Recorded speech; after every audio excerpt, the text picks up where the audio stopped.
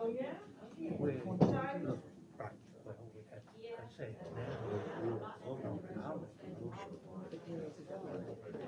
or that's already included.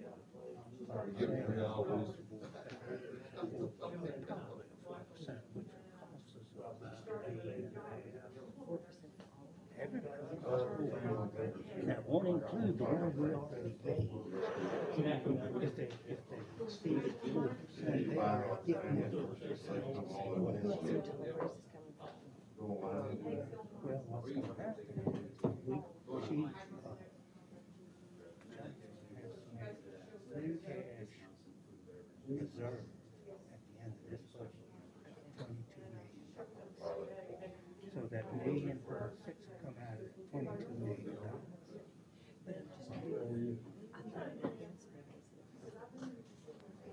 I'm not against it. I said it would be nice to be able to have a system where we could get access, but we can't, we don't have that system. They have that. But not change the ones we've already given. Have you really talked about this? Who? You and Beth? No, I haven't. I just got thinking about it later.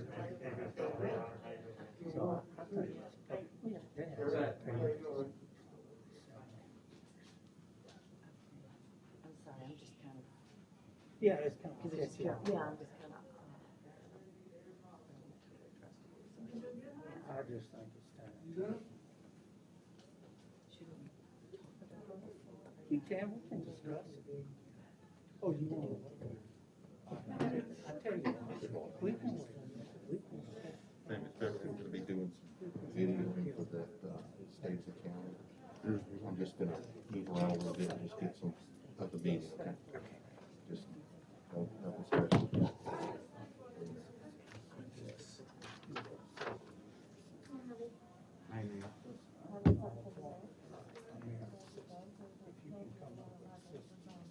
Oh, okay, yeah, I've never seen it. We tried that. What number do you know?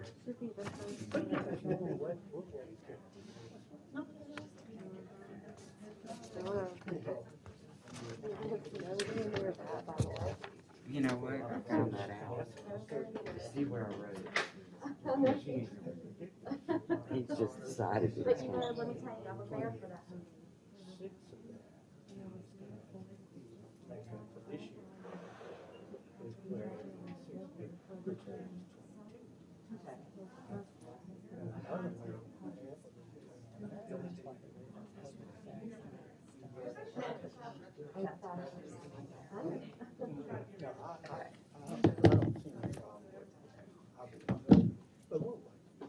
I'm gonna be shooting some basic easements for Jared.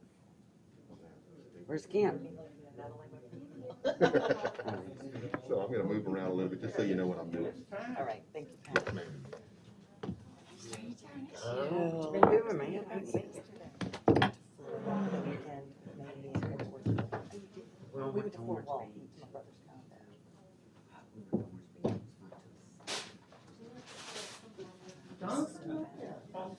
We would have been stuck. So nice to join.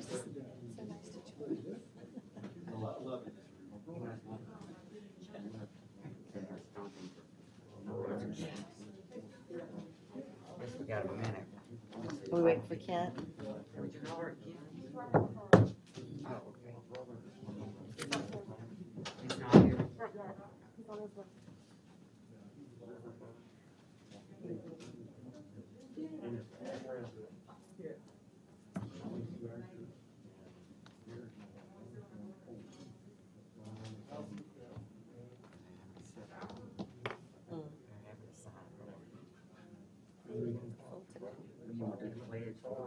Sure. Yeah, Who's doing the prayer? Yeah. yeah. Jeff Duke. Good. Okay.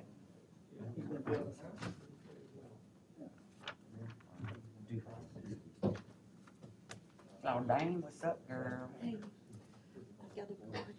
Oh, you Mother-in-law, so Oh. if y'all want to sign it. We got No, I'm not. No, I'm not. I don't think we should. No, I mean, people have been practicing wasn't there usually a lot. No, this is something like that.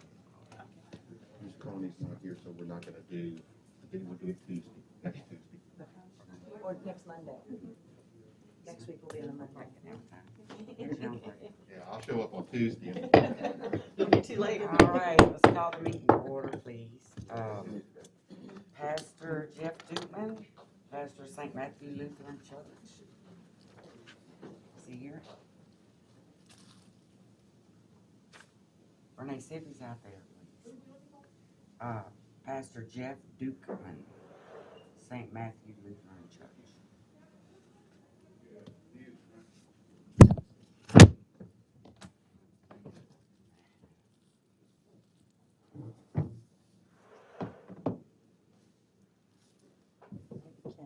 Well, Supervisor Jones, would you give us a little prayer this morning? Pastor did Okay, move our head. Dear Lord, I'd like to thank you for allowing us to be here this morning. We ask that you allow us to be in good sound mind and make good decisions for Harrison County and all the unincorporated as well as incorporated areas within the county. We're so very thankful that we're able to be here and do the will of the people. And if you allow us to do these things, we'll be so sure to give you all the glory. In Jesus' name we pray. Amen. Supervisor Powers, would you do the pledge? I pledge allegiance to the flag of the United States of America and to the republic for which it stands, one nation, under God, indivisible, with liberty and justice for all. Thank you. Tell us what you got. Okay, let's see, we have a public hearing at 9:30, we're right on time, to receive comments on the Harrison County proposed budget for fiscal year 2020 and 2021. Is there anyone who wishes to make a comment on the proposed budget? Please speak now or forever hold your peace. Renee, is anybody outside that might want to comment?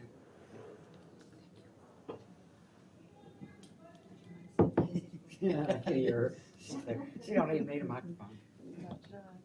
She's calling from outside too. Okay, I don't think, do we need any action, Marlon? Just finding note, there was no comment. Okay, well, just please note that there were no comments. We'll move on to item 2. Let's recognize Mayor Billy Hughes of Gulfport as he discusses the Mississippi Aquarium and related projects. Welcome. Thank you, Beverly. I want to thank all of y'all for giving us the opportunity to just give you an update on where things stand. You know, 2020, in not the most positive way, is the gift that keeps on giving. And y'all expressed our condolences to Pam on her loss of her mother-in-law. Thank you. Appreciate that. Sorry to hear about that. But while there haven't been a whole lot of bright spots, there are some. And the aquarium project you have seen and heard about for quite some time. It's been probably the heaviest lift that any of us could be involved in over this last 8 years. And but the lift has been a good one because it has involved more different entities and people than anything I've ever been exposed to or had the privilege of being part of. We are so thankful for the support that we've gotten from the community, from our partners, but are grateful that y'all showed up for the celebration at the ribbon cutting. It sent a great message and meant so much for y'all to be there with us. So our understanding that y'all may be considering to give some support to the aquarium as a board as well. And that is appreciated, the fact that you would even consider it. But we really are glad to have had y'all as part of the celebration. It was a great time.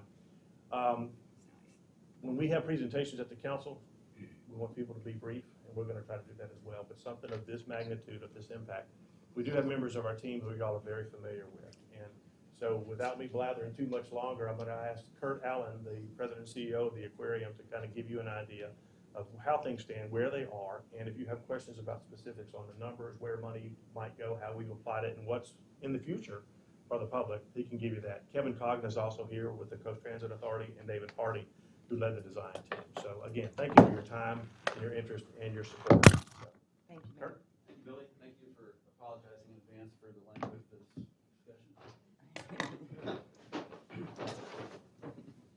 Mementos from the big day. This is a big day for all of us.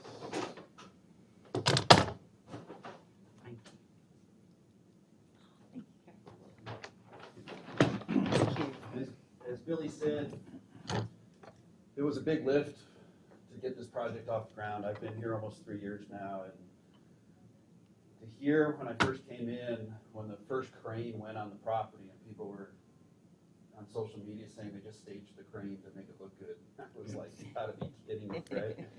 And so we've talked over the last 3 years that I've been part of this project about a transformational and generational project. And you know, as you see images of the new downtown golf court, we really, I know you can't see what that is. You know, we're really transforming what downtown looks like. You know, these are brand new images of the campus, of what we're trying to accomplish throughout the opening of the aquarium. It's very unique, it's beautiful, it really does change the dynamics of downtown. The whole skyline, for you know, whether you're in the harbor or driving down with the sails, you know, everything is starting to change, and it's just beautiful. So this really is transformational for downtown, just on an architectural point of view. You know, I mean, that view, and it's priceless right there. I mean, how good does that get? I mean, it's just spectacular what we have done over the last 3 years. And then.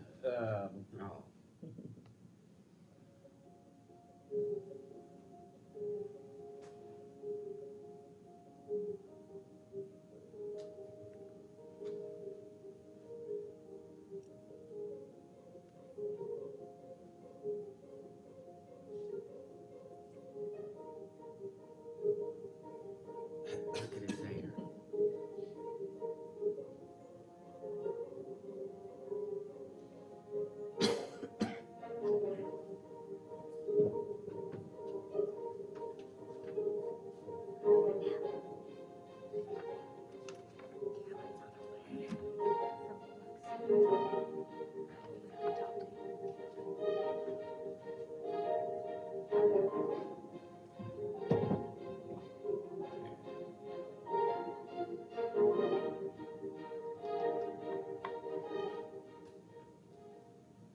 Generational.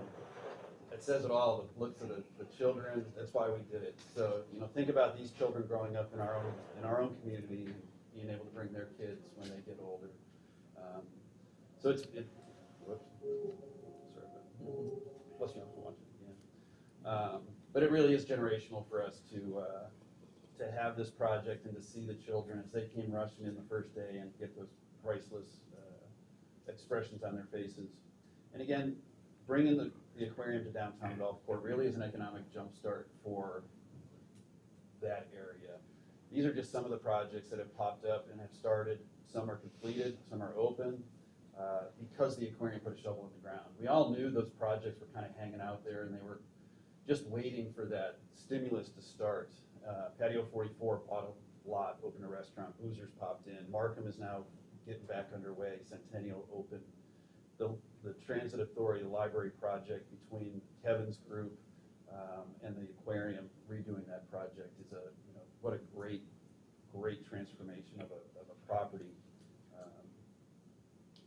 So far, job creation, it's important for us to show what kind of stimulus we really do have. We have all these new businesses, but just the aquarium itself, we have over 80 employees already. Our food and beverage partner has hired 35 new people. Retail's hired over 15 people. We have 130 new jobs just in the aquarium alone. That doesn't include all of those ripple effect jobs that have been created through Centennial or Boozers or Patio 44. That's a big impact. Almost half of our expenses go to our labor force, and they're spending that money in our own community. They're supporting all throughout the community. We've been able to recruit employees to this area because of what we have to offer as far as quality of life. The opportunity, people came from Vancouver, Alaska, Missouri, I mean all over the country to come to the Mississippi Gulf Coast to be part of this project. And I'll tell you, that team, our entire team can't be more proud. We hired a lot of local people too. It just depends on the specialty of what we needed to hire. But 98% of all the employees are living in the county. So it's a great boost as far as that's concerned. From the very beginning, it's been a partnership. All of the different funding sources, it's been a very complicated project, to say the least. But you've got the Restore Act in the Department of Treasury, you've got the state of Mississippi through MDA, the city has been a huge supporter. Kevin and the whole Coast Transit Authority and their board have been on board from the very beginning, taking an underutilized asset and turning it into something that now can be utilized. And the great part of that is we didn't have to spend capital money to build a garage, which really takes away from what you can do on the project if you have to spend that money. The two universities, Southern Miss and Mississippi State, are integral parts of our education and veterinary and animal programs. DMR has been very supportive of ours with some of the Go Mesa money, and then the Gulfport Redevelopment Commission kind of is the glue that holds everything together for us. The Gulfport Redevelopment Commission really is the owner of the asset. So the aquarium is owned by the GRC. Mississippi Aquarium is its own company. So we are, I'll show you in a second here, but the aquarium business has a long-term lease with the GRC to operate the aquarium. And a lot of people don't understand the relationships that are there, but we are a private 501c3 called Mississippi Aquarium. We have an operating board of directors, and then we also have the Mississippi Aquarium Foundation, which was our fundraising arm with a separate board of directors. And some of the people you know on the operating board of directors, people like Walt Pinnell from Bancorp South, David Storage, who moved up to Jackson, Dr. Bennett, president of Southern Miss, Robin Robinson, who's now part of the legislature with Sanderson Farm, ex-retired from Sanderson Farm, Cindy Webb with Mississippi Power, Ben Pace, the CFO from C Spire, Michael Sutterman with M2 Media, and Dr. Scott Willard, who's the interim dean for the College of Agriculture and Life Sciences up at Mississippi State. So that's the operating board. So those are the people that I report to. I have the privilege of working under them, and so that is our team of the business side. And then the foundation board, Anthony Wilson chaired that. They put together a great board. That board then put a leadership council together all across the state to start raising the money. The foundation has raised over $12 million in private dollars coming into this project. So they were kind of the ones to push us over the end because we knew we needed some of the private money to get us to fruition. Some of the other companies and people that have supported us throughout this project on all different levels. And we continue to have that fundraising goal through the end of the year. Ticket sales, we're not Gulfport's aquarium or the state's aquarium. And ticket sales, you can see on this, they're coming from all over the place. And again, we've only been open 10 days, but this kind of gives you the beginning of what we have to offer as far as who's coming to visit us. It's kind of a local view. We've got people from Alabama's, Georgia's, Tennessee's, Louisiana's all coming down. We've talked to a ton of people from Alabama coming over. It's really been a regional draw. In today's day and age with no air travel, really, the 3-hour drive market is our key demographic, and we're starting to see that in the early numbers. Ticket sales have been outstanding. We have to throttle ticket sales, so we can't just open the doors, unfortunately. You want to open to huge fanfare and just let everybody in, and unfortunately we're pacing our attendance every half hour. We only have a certain number of people every half hour, so we can pace through the campus. We get up to kind of a sellout is just 2,000 people a day is kind of the sellout right now. So you'll see the opening day weekend right around the 2,000 mark. Great numbers during midweek in the end of August, beginning of September. 600, 700, 800 people a day. The weekend just blew it out again, and this was only through the 6th. So the last couple of days have been crazy. Membership sales coming from all over the place. So our members, great program which you can unlimited access, discounts in food and beverage and retail, and other special programming throughout the year. So, my guess is this is grandparents buying it for the grandkids from all over the country, but it's great to see the broad demographic of where people are buying membership sales. Media coverage, again, we're not just on the coast. We've had media from really the 4 states all around us, from Louisiana, Alabama, Tennessee, all up in the northern part of Mississippi. So everybody's excited, everybody's hearing about it. And we saw the excitement by some of the legislators that came down from all the way up north during the ribbon cutting. But as a world-class facility, we're always striving to create, invigorate, refresh, and reinvent. We're a forward-thinking company, and our strategic plan includes some of the following ideas and plans that we already have. Our educational offerings, we're expanding, creating more virtual educational programs. The little air Airstream you see down there, we're gonna finish that project up soon and then start being able to go around the state as soon as the schools allow that we can go to the state and bring part of the coast up to the different districts and try to touch some of the kids up north. The Aquatic Research Center, we have we're an aquarium kind of up front, public facing, but behind the scenes we have a robust science and research project. We've started rehabbing the old laundry building on Railroad to turn it into a world-class facility for our Aquatic Research Center. And so some of the projects that we're starting to initiate are hammerhead shark research. We have hammerheads right offshore, and that we want to do some research because nobody's really done anything with that. Some dolphin research to figure out the health of the environments, and some sea turtle nesting monitoring, and partnering with Mississippi State and Southern Miss, NOAA, and DMR on these projects. This is a view of the Aquatic Research Center, so this is the beginning of the build out, so we're going to continue to build this facility out, and you can see it's pretty extensive, but this will be the headquarters for our research operations. Penguins, everybody loves penguins, and we've got a collection of 12 penguins under our care right now, and they're kind of the hit of the aquarium.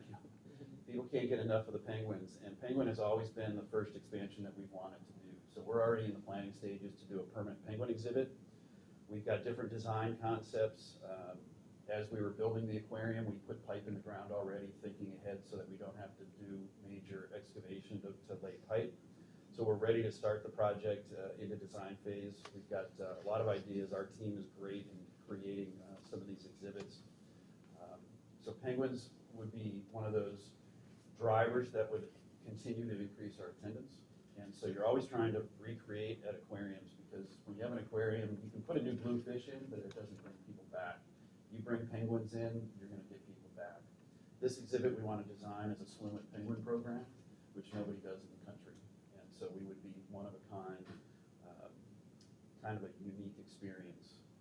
We're one of a kind with our tunnel in our aquarium also, that nobody has a tunnel like ours suspended halfway through the exhibit. So we're doing things that nobody else is doing across the country. We're even looking at restaurant build-outs. Our restaurant partner is Levy Restaurants, and this is the area between the parking garage and kind of our property and our fence line in the back. This is an area that we've started thinking about conceptual projects. The original project was on the corner of 15th and 22nd, and now we're thinking about moving it over so that we can actually activate the sidewalk between the parking garage and our property with an outdoor restaurant concept. It's a food hall. This concept is becoming very popular across the country. There's low investment opportunities with this project, but it's different. These are just different kind of ideas that have been thrown around in how you can do an outdoor food concept area. We can get sidewalk dining involved. Really, really neat ideas. We have people interested in providing a pavilion for us. If you look at the top left picture, kind of the family seating with different food opportunities, and you think about taking that idea and concept all the way to the street side as this new kind of urban development concept. Shade structures, cool misters. With the pavilion, we can add music in the evenings. It's kind of with a center bar area. Our food and beverage partners are very excited about this opportunity. Who are they? Levy Restaurants. So they do the Coliseum. Mm-hmm. And then you have, you can actually use this as a kind of an incubator for food. So people that are interested in maybe, hey, I want to open a restaurant, you're good enough, we can bring you in and you can test things. We can do a lot of different ways to bring the community in. Not without the health department. And then the other corner of our property, which is 15th and 22nd, and I'll have David Hardy talk a little bit about the urban renewal side, but there's a whole lot of different concepts of what could possibly happen on that corner. So we really want to activate the whole campus, and we want to continue to reinvigorate. You got to strike when the iron is hot, and with a new attraction like ours opening, the time is now, and you got to think 2, 3, 4, 5 years down the road, and that's really what we're trying to do with this strategic planning of the different pockets of our campus. So there's opportunities here to really create something unique and different. And we're, as the aquarium, we're very proud of what we've done and what we can do. We look forward to being a partner within the concept of creating something really different and bringing David, you want Thank you, Karen. to talk a little bit more on urban renewal? So the project from inception was a transit-oriented development, TOD, and that's kind of a buzzword in the design industry you might hear a lot of. But point being, you have an attraction that drives transit, uses the parking structure, and is going to drive urban infill projects. So the objective of the project was redevelopment of downtown Gulfport. And the project that we have left to do is the Tram Bridge project. And I'm about to show you a video of that project, and so you can kind of see in your mind how that ties in with the photos that you just saw. And of course, the renovation of the historic Gulfport Library is serving as the new transit center. So that's your transit hub, if you will, for all the transit across the coast coming to visit the Mississippi Aquarium. So this is the lower plaza level. I'll just let this video play and enjoy.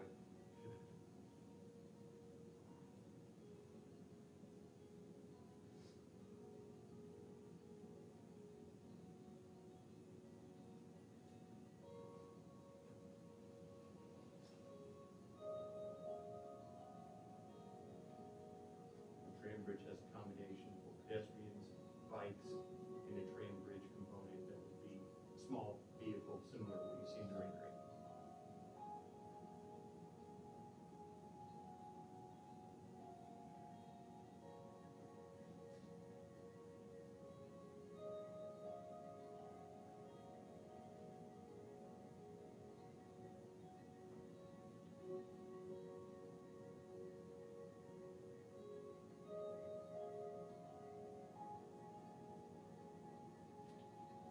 It's an ADA accessible loop that gets folks back down the grade within Jones Park. Y'all know about the nexus to that connection. It's always pretty dangerous crossing 90 right there, a lot of folks, but especially at Christmas time, last year we had 17,000 people just in Jones Park during the Harbor Lights. And so just from a safety standpoint, much less a functional standpoint, this is something that we're moving toward. So it's not that it's going to parking over there, it's just for, the tram's not really connecting any kind of parking. It's moving people. It's just, Yeah, from the parking garage, from wherever, so they got the whole of Jones Park to go through with that connection over. Again, it's functional, it's also safe. gotcha. We've been pleased to, the transportation partners support all of this. Seeing a little video gives you a good feel of how everything connects, the aquarium, the parking garage. We have three components that we're participating in. Of course, the parking garage has been there since 2003. That's worth probably about $10 million in today's money. We built it. It was about $7 million back then. So it was referenced that that was an asset that the aquarium needed, that they didn't have to build $10 million already sitting there. Our hub of operations, bus operations, is there at the transit center. The existing garage, we're almost done with a $10 million renovation of the old, what's known as the library building, which was the Harrison County Library System headquarters building. The library downstairs, office space is upstairs. It's actually positioned to be on the National Historic Register as soon as we finish construction and present the final project. We're going to have that building is on the National Register. That's a great asset to the city in the county. We've heard positive feedback, a lot of positive feedback. I didn't think we would get that much from people in the community that use that library building when they were in school, did their term papers, and they're very excited about us building it back. You know, some of the historical components are the tile, the stairway, the koi pond, and we tried to replicate everything with the fixtures and whatnot. When you walk in that building, from the outside and the inside, you're going to recognize it. We even got the little plastic chairs, you know, like the period correct. We tried to do everything period correct. We've got a very small footprint there on an office on the ground floor, CTA office, to run all of this. And Kurt's people, the GRC, in connection with the aquarium are building the upstairs. We don't need that much space. The upstairs was office anyway, so they're going to have their office up there in an educational component. So we're repurposing this building into an intermodal center. There's going to be a lot of activity here. You can only imagine our hub of operations, all of our people that are coming into aquarium and making bus connections are gonna be here on the eastern part of this. And then all the people coming into aquarium, the educational component, so that's $10 million of federal transportation money. So, CTA's goal in this has been to go out and get money that we qualify, US DOT money, and let other monies be used to build the aquarium. So, we didn't ask MDOT, we didn't ask local governments for money to renovate the library building. The other component, the final component that we're working on is in design and engineering, is the tram bridge, ped bridge, bike bridge. It's multifunctional. It's in 2 phases. Phase 1 is the north ramp. It's built. When you go to the aquarium, you're like, well, what is that ramp? Is that the Alaskan ramp to nowhere? The bridge to nowhere? No, it's not. We did that on purpose from a planning standpoint. We did not want to be doing heavy construction on that bridge when the aquarium was open and have an adverse impact on the animals or an adverse impact on the experience of people going to the aquarium. So we're in design and engineering of phase 2, which is the bridge in the pedestrian loop. That's funded. The construction allocation on that right now is $8.2 million. As things have evolved, we're looking at doing some enhancements. The western pedestrian ramp. Right now, this is dirt underneath here where the ramp is. When you drive by on Highway 90, you'll see the end of the ramp and you'll see dirt. We really need to connect that on the pedestrian flow with some tiered, terraced space here that can be usable and make it more aesthetic. And then there's an upgraded lighting package that we would like to do to enhance the overall experience. And you've got the light show in Jones Park and other festivals and music festivals and things that will go on down there. So the basic span in this pedestrian part, ADA wind down, is funded. We've got about $1.4, $1.5 million worth of enhancements that we would like to do if we could. And so we plan on bidding this in October, awarding the contract in December, and being in construction in January. It'll take a year and a half to build it. So we may not be able to realize the use of this until a couple of years, but as the mayor said, you've got all of this activity on the north and people needing to go to the south. And this PED bridge is very important to getting people quickly, safely down into Jones Park. Right now, for instance, when Festival Lights is going on, we're running 2 shuttle buses and then 2 trolleys down there. And so with this, one of the things this pedestrian tram bridge does, when there's big events going on down there, people can walk down there. It's a more enjoyable experience and it's more cost effective. So you can save a lot of money not operating buses. People aren't waiting for the buses, standing around and all that. So it totally enhances the overall experience. And so that's where we're at on that. And I have to recognize our federal delegation for helping CTA get all of this federal money into this great project. They see it. It's really an economic development project with a transit nexus is what it is. But it is going to generate ridership and revenue for us. You can only imagine how many people are going to come here on the existing bus system. And people paying to park in the garage, we're going to use that revenue to operate all this. So. Well, also having the library, it makes me happy, especially for elderly and disabled people, that they have a nice, cool, air-conditioned place. Because Biloxi had a hub, but we didn't. This side, we did not. So people were sitting out Right. on the beach waiting for the buses to come by. So I'm most excited about the fact that we've got that library turned into that hub. To me, that's a big drive. And thank you, Kevin, for your leadership on that. And real quick, I know we're gonna wrap up, but as you drive by that south side streetscape area, that's all grass right now, and that grass area connects to what we call the west side streetscape. We look at activating that as well with a farmer's market, an art walk, and we have beautiful areas that we can do that now. I got a call, actually this morning about a concert series potentially next year coming into Jones Park. So, as these activities continue to grow and evolve, we now have that transportation back and forth that we can get. We're going to take advantage of everything happening in Jones Park because we want to drive as many people to the aquarium. But now that we have more activation in Jones Park, we're really going to start to synergize everything that happens in downtown. So I appreciate the time. Thank you. Mayor's gonna- Thank you all so much. I'd like to recognize Wayne Tisdale. He's here on behalf of the Gulfport Redevelopment Commission, and of course, our council members who you interact with pretty regularly, but I hope you're proud. We approached this not as Gulfport's aquarium, as Kurt said, it's Mississippi's aquarium. Unfortunately, Governor Bryan initially got on board with it, and $19 million of funding for that. Governor Reeves kind of drove the train on the initial state funding over $20 million for it. So they really saw what it could do. Rusty and I talk a lot in Miles and the council about some of the things you do. What do we do to make our communities better? How do we bring people here? How do we enhance the experience for residents and visitors? We saw what aquariums have done across the country, that they're transformational. They really just can turn things that were upside down. Chattanooga is probably the best example of what we can be, of what is possible.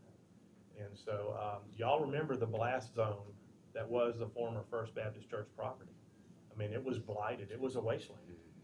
And we needed something to really kind of kickstart our economy. And we're very hopeful that this aquarium will do it. The initial response has just been beyond expectation, and it's wonderful. So again, I want to thank you for considering further support, but also thank you for being a part of our opening. It was really phenomenal, and it meant a lot for you to be there. And if you need numbers as far as where we would put additional monies, what our plans are for the future, you've seen some of those, but we can get you specifics if you'd like those. Yeah, I would, and I also have a legal question. I did not realize until just now that the Gulfport Redevelopment is actual owner. Is that gonna be an issue with us trying to? Actually, I think, Contribute some money? you got a counselor, I think it would Yeah, make it that's actually what I meant. easier as far as where you might put your money, because it's not going to Gulfport, okay? It's going for We the have an aquarium. interlocal, Mayor, we have an interlocal with the cities. We don't have one with the Gulfport Redevelopment. The MOU is actually drafted between the city and the county Yeah. at this point. Yeah, We're so- finished. We're looking at it. Okay. That may be a question that comes up. Yeah, but- Gulfport, And again, that's a detail, Yeah, that's we why we might got have to- attorneys to work those yeah. details out. Yeah, if you don't mind, we'll take this under advisement if y'all are good with that, Yeah, and let our council maybe see got what they drafts come up to work with. there might have to be an MOA with the GRC, but they are a 501c3. Yeah. And again, that's y'all's call. Yeah, Anyway, that's- you wanna do it. So, thank you again. Thank you. Appreciate Thank you your so time. much. Appreciate It's it. beautiful. Congratulations. And thank you for the picture. They're the urban renewal agency, so it makes sense that the money will funnel through GRC. Would Yeah, go but we through just that. need to make sure it's listed, because I don't look Yeah. good in orange. Or stripes. Okay, let's see. Is Carolyn, there's Carolyn, you read my mind. Is Earl Vandenberg here to discuss glass damage in the amount of $237.42? Mr. Vandenberg, would you please come up and state your name and address for the record?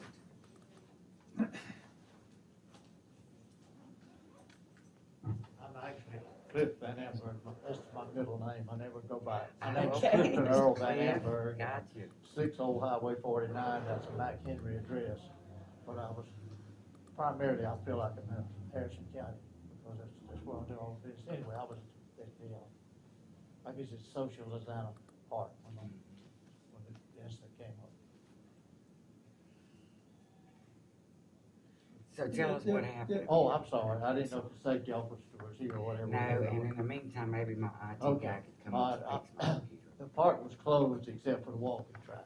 So I go to the walking track and I eat a burger under the little gazebo and I parked on the parking lot.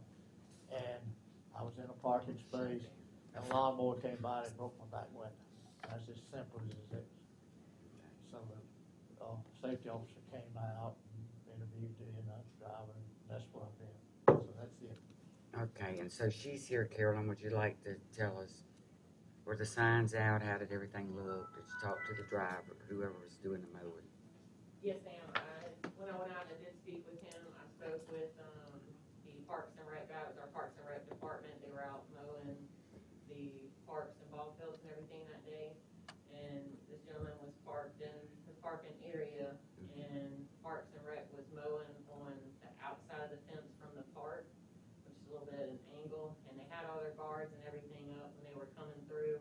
But somehow, we've actually learned recently that there's some young kids that are cutting donuts and stuff in the rock area, and we keep having to go out and clean the rocks off of the little roadway that are going, so some rocks have been slung over into the grass area, and when he come through with the lawnmower, he had his opening facing toward the park to prevent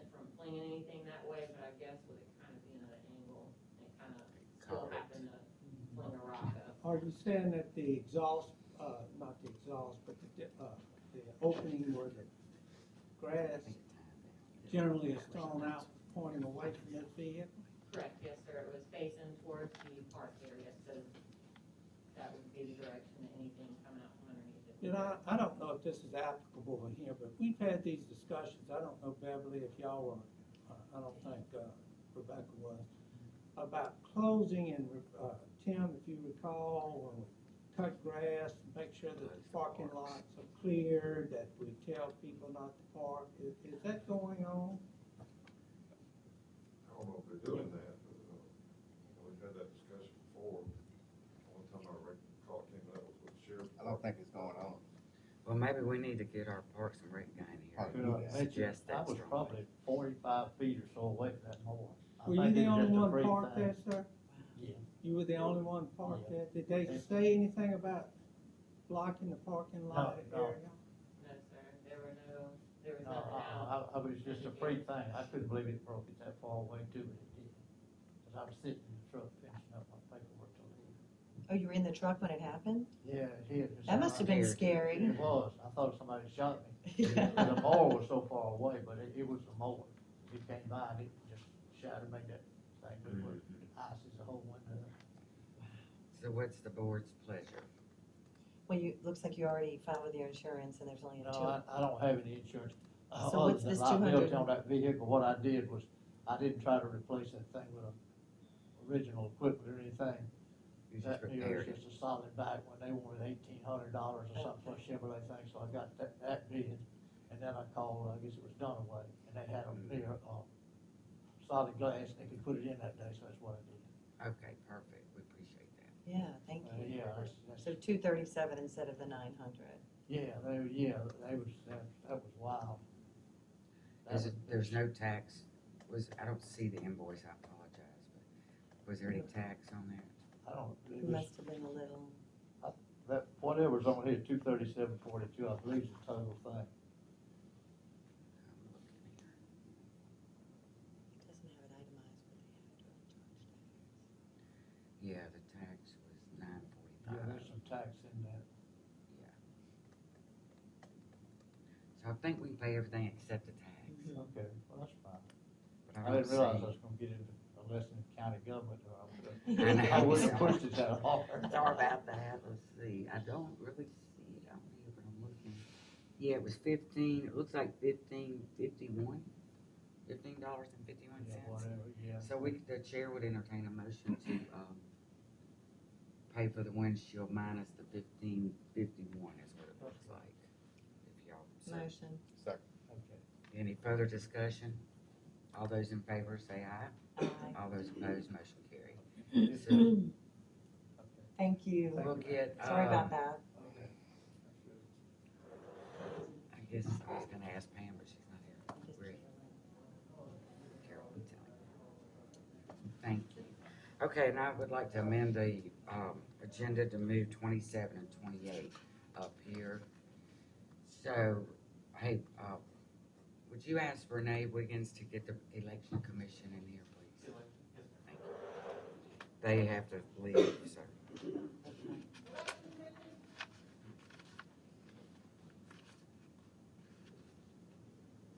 That's items 27 and 28.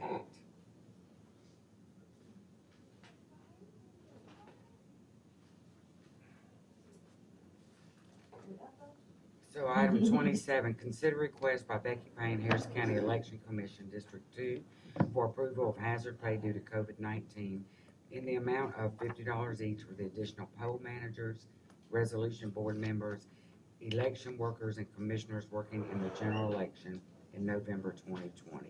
Do we have a motion? Motion. Do we have a second?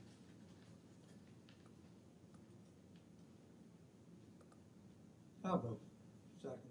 Second for discussion, because that was what I was gonna get to.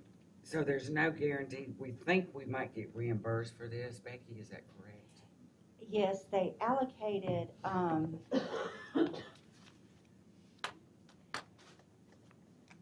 $10,750. That's $125 per poll Mhm. manager. and that gives us 86 additional poll managers, and that was for cleaning for COVID. So that's been allocated. That leaves a little more than $49,000 that's been allocated for the circuit clerk to hire additional help, plus pay for the pandemic money. But there's also the potential that the $167,000 that they allocated to buy PPE, additional PPE stuff, that they could pull it from that money. That's not where they're going to pull it from first, though, because that does have a 20% match. So if they had to pull it from that, we'd still be doing a 20% match on that. That's my understanding that maybe this week they're going to send out a letter for a memorandum of understanding on the 86 additional poll managers. And then once they finalize it, they hope to do another memorandum of understanding on the pandemic money. But that hadn't been done, and as early as this morning when I emailed, that is still pending. Okay, so And this would include, because we have resolution board members, this would include everybody. There is an issue that I need to talk with the sheriff about, because a couple months ago I asked him about using trustee help the day before and the night of, and at that time we weren't really heavy into COVID or anything, and I don't know if that's changed. So in the event that it has to change, we would need some additional county help for those days, and that's to unload and load everything in and out of the poll workers' vehicles. Don't the road, I know in District 1, the road guys. Well, the road department helps us. They come and get the election equipment and deliver it to the precincts the morning of. But and then they pick it up the Wednesday after the election. So that's the extent of what they do. What would the trustees do? They load the ballot boxes, the sealed ballot boxes, sealed supply boxes. They'll be loading the PPE boxes into the poll workers' vehicles. And then at the end of the night of the election, they're in the parking garage with us, hauling it out and bringing it inside. What you I want to make suggest? sure I understand what we're talking about here. The way this is written, it says, request for approval of hazard pay due to COVID-19 in the amount of $50 each. Are we talking about paying each poll worker an additional $50 due to the fact that it's dangers of COVID? Correct. That's what we're talking about. There was a House bill. But then we're also talking about additional workers? There was additional poll worker or workers? Yes. How many? There's a House Bill 824 that allowed for the $50 pandemic pay, and that's discretionary. The 86 additional poll workers are to be assigned to the precincts because we have to clean the voting booths after everybody votes. You know, if you vote, it's clean. We have to disinfect the pens. We have to disinfect the machines if they use them, and you have to have additional people to do that. Deed for each precinct, each polling. Well, each district will have so many, like for district, Depending on the. 1 and 17. for District 3, she has more precincts, so she will get 21 of those 86. I'm trying to And determine it how many goes do you down need from there. for each precinct. Each additional Yeah. person, actually, some might not get one. The smaller the precincts, they might not get one, because for Lyman and North Bay, they're gonna need 2 or 3. They keep a line, a long line. So what you're doing is trying to disinfect every so often. After every poll work, after you go vote, somebody That needs to one be has there to be to cleaned wipe out. down that voting booth. And if Yeah. you've got 20 or 30 voting booths at North Bay or at Lyman, I would tell you this, well, I don't care how much, at least somebody needs to be doing it at every poll. Just because it's a small area doesn't mean that it doesn't need to the be way done. they have restructured how many people we can hire at a precinct limits us to that as well. And there's no guarantee that you're gonna get the money? Now, you're gonna get the 86, you're gonna get the 10,750 for the 86 poll workers, and that's at 125. When you start paying the extra 50, they say that you will get it. It's just how we're gonna have to request the reimbursement that we're unclear of. They haven't came down with those rules yet. We know the memorandum of understanding is gonna get you back the 10,750. And possibly another memorandum of understanding is gonna get you back the $50 per poll manager, commissioner, and How much do you resolution board calculate member. the $50, the total amount to be? You said 40-some thousand? No, so for $50 for the 86 people, that's $4,300. For estimating 288 poll managers regular, that's 60,000. is it 36,000? Well, I'm just reading 60,584.72. No, that money is not all allocated for that. There's money for the circuit clerk that comes out of that $60,000. But what you're gonna be responsible for, can't get this to work, is $14,400. That's, let me do this. It's about 15.2, and then the 86, which is 43.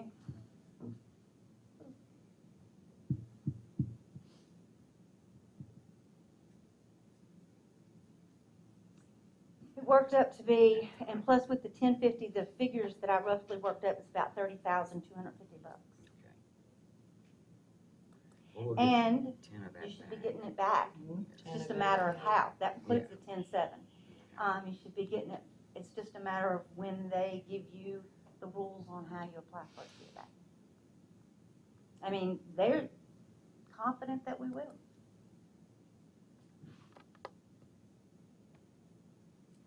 And like I said, the $50 is discretionary. It's up to y'all.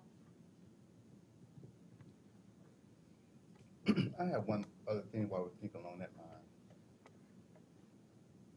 I received some messages that the way you count absentee ballots, is that going to change from the way you've done it in the past? There's been some concern. Absentee balloting is the circuit clerk's responsibility. It's not the election commission. But Well, I was you told still there was have going to be to- like a commission developed to count the absentee ballots instead of. the resolution board will count. They won't go out to the precincts any longer.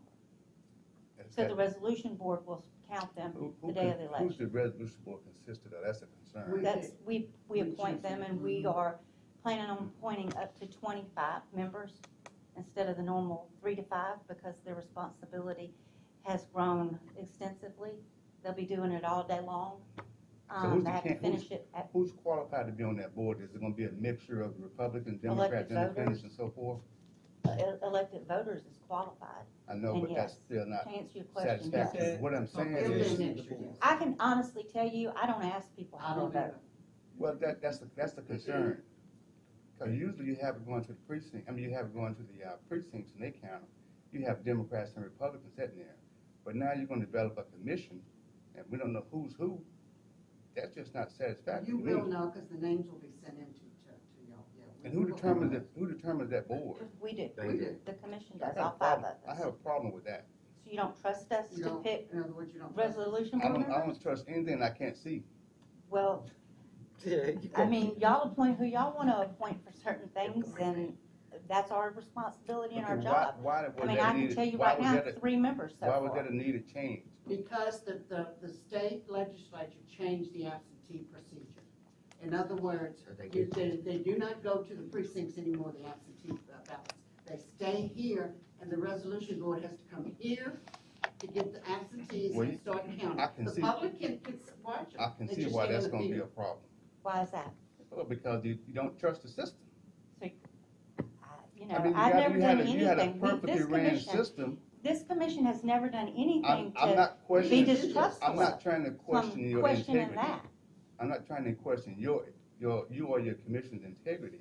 I'm just saying, you've had a system in place for quite a while, and now all of a sudden you got to change that system. That's the problem. That's the legislature's, the state state Well, did that's We still a work within problem. the confines of the law, Yeah. and the law says that we have to have That's a what- Well, you, resolution board that okay, handles I'll it. say this thing, you And our certainly, makeup of the resolution board is gonna be fair to the citizens of Harrison County. and I believe that it will, but that's not gonna stop the complaints, that's gonna stop the people from wanting to know why all of a sudden you wanna do it different than you did before. It's not that we state's want telling to, us. it's I within the understand, law. I understand that, but you gotta be in a position where you can explain that, Well, because I'd you're be gonna get happy some to give them pushback.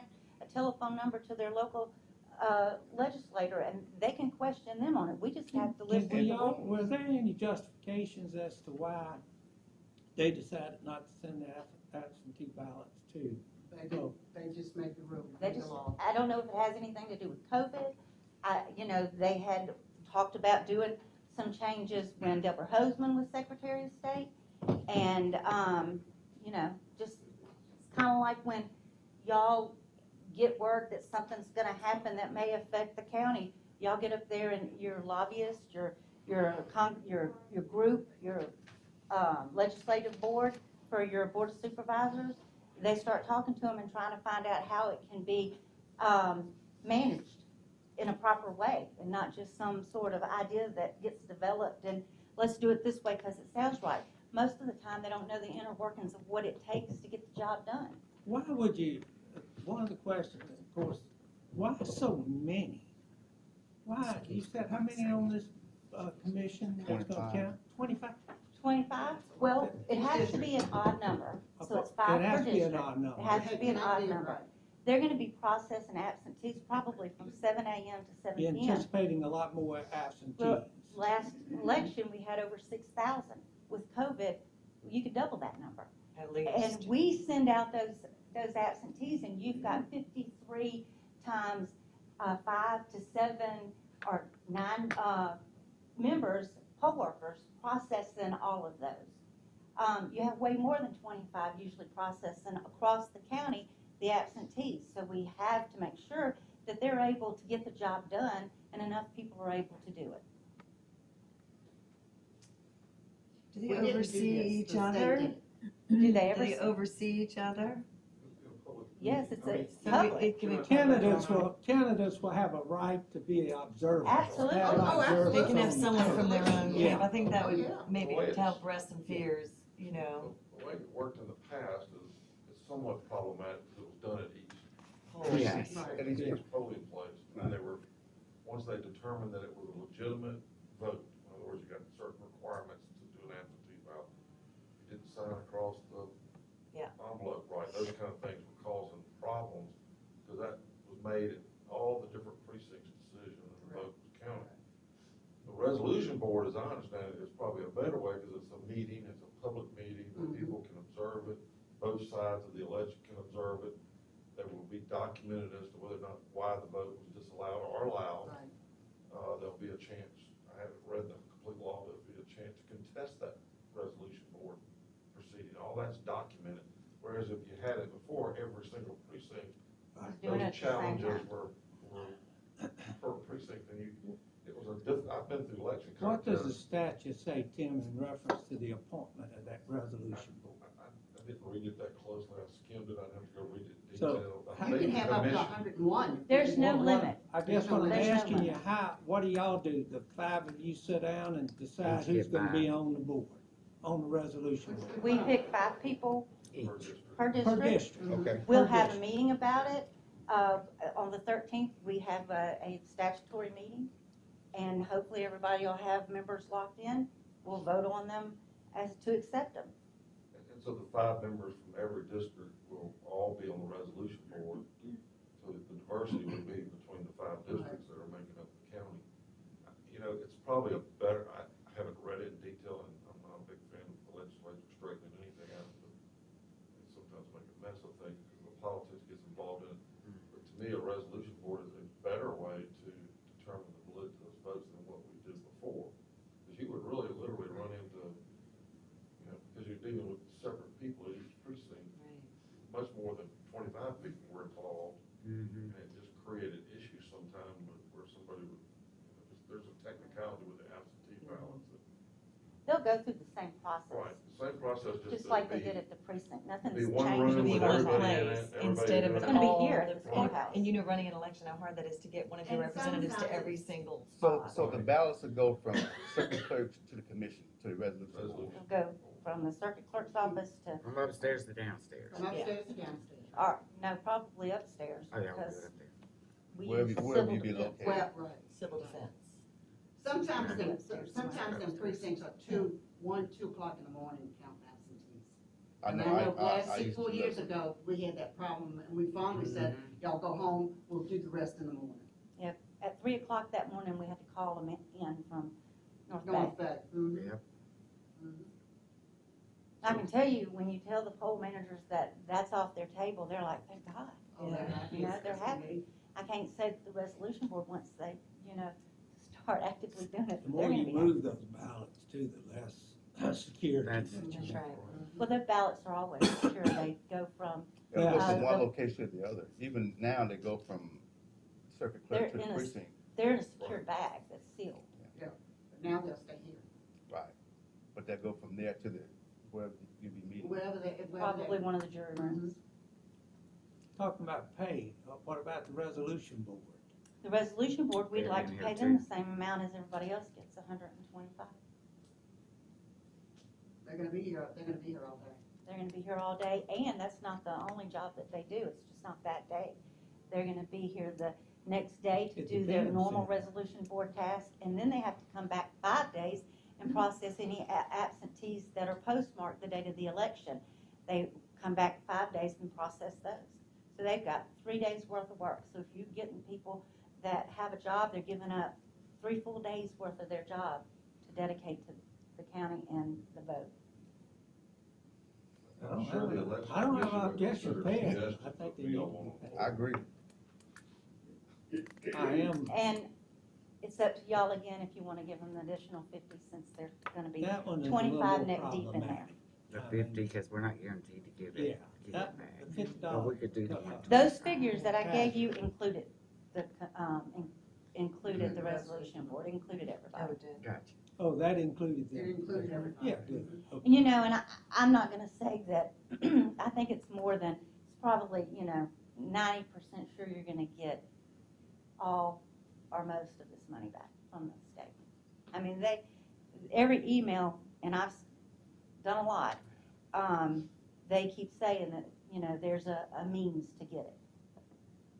Whether they use, the House bill money that's allocated for it, or they go into the 167,000 that's also been allocated to Harrison County. It's just a 80-20. When would you know? I texted her, she sent me an email this morning. I saw the email that And, one of the emails. I sent her an email last week telling her I had this meeting today. And, she says that we should get one letter, it should go out Tuesday or Wednesday, and then the other letter specifically about the $50 should go out shortly after that. So, in my mind, they're finalizing how they're gonna, the paperwork. How you're gonna Are get the you money back. having any problem getting poll workers due to the COVID? Are they I saying had they're two concerned? told me they couldn't do it. They wouldn't take the They have chance? underlying. Just two out of all the poll workers? But So it's two, far. no, out of my district, Oh. but it's 2 managers, it's 2 R&Rs, so I'm okay though. I had a whole precinct quit, but I've shuffled around and put experienced with new, and Mhm. that was about it. I guess what I'm saying is, Everybody if had a if I handful. were really concerned about catching the virus, Mhm, I don't know if $50 would encourage me to go take that chance. No, You see what I'm saying? If it's but 50, 125 might. Well, it's 120, it's 125 all the time. They'd be getting 175 Oh, this 175 election. now, we Ooh, really. now we're talking. 75 might change their mind. Now we're talking. But it's only 50 extra, you're right, it's only 50 extra dollars than what they normally get. So that's what I'm saying is, if I'm concerned about a virus, catching the virus, I don't know if $50 would motivate me to go You're work. surprised. Well, Yeah. I don't speak out of turn, but City of Gulfport just had an election, and some of those poll workers know about the $50 because they didn't get it. So they're gonna ask. Yes. Well, what's the board's pleasure? Do y'all wanna consider? I giving would- it to 'em? I don't know if we, when do you say, Wednesday? Not tomorrow, huh? No, the 10th, how you're gonna get back the 10,750.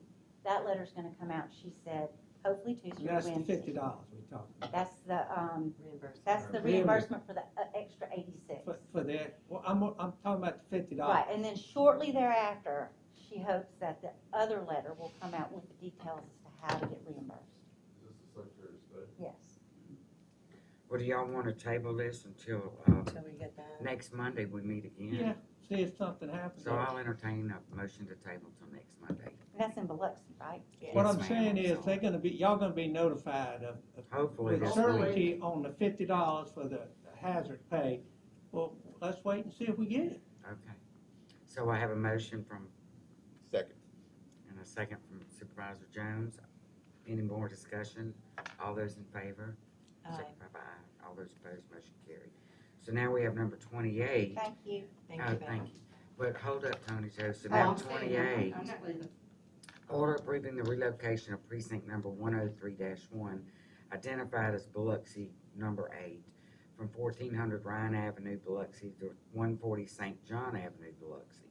Do we have a motion? Motion. Second discussion now, are these voters gonna have time to Bishop, be the original notified? precinct had a leak under the concourse, But- and it flooded the whole Yeah, school, Michelle. What I'm asking you is, the voters in that precinct, will they be notified in time for this move? As soon as y'all give me, okay, yes, the circuit clerk's ready to send out the notification. Yeah, she mentioned that.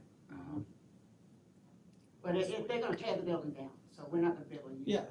just as So long you as gotta they give move the anyway. notification. Any further discussion?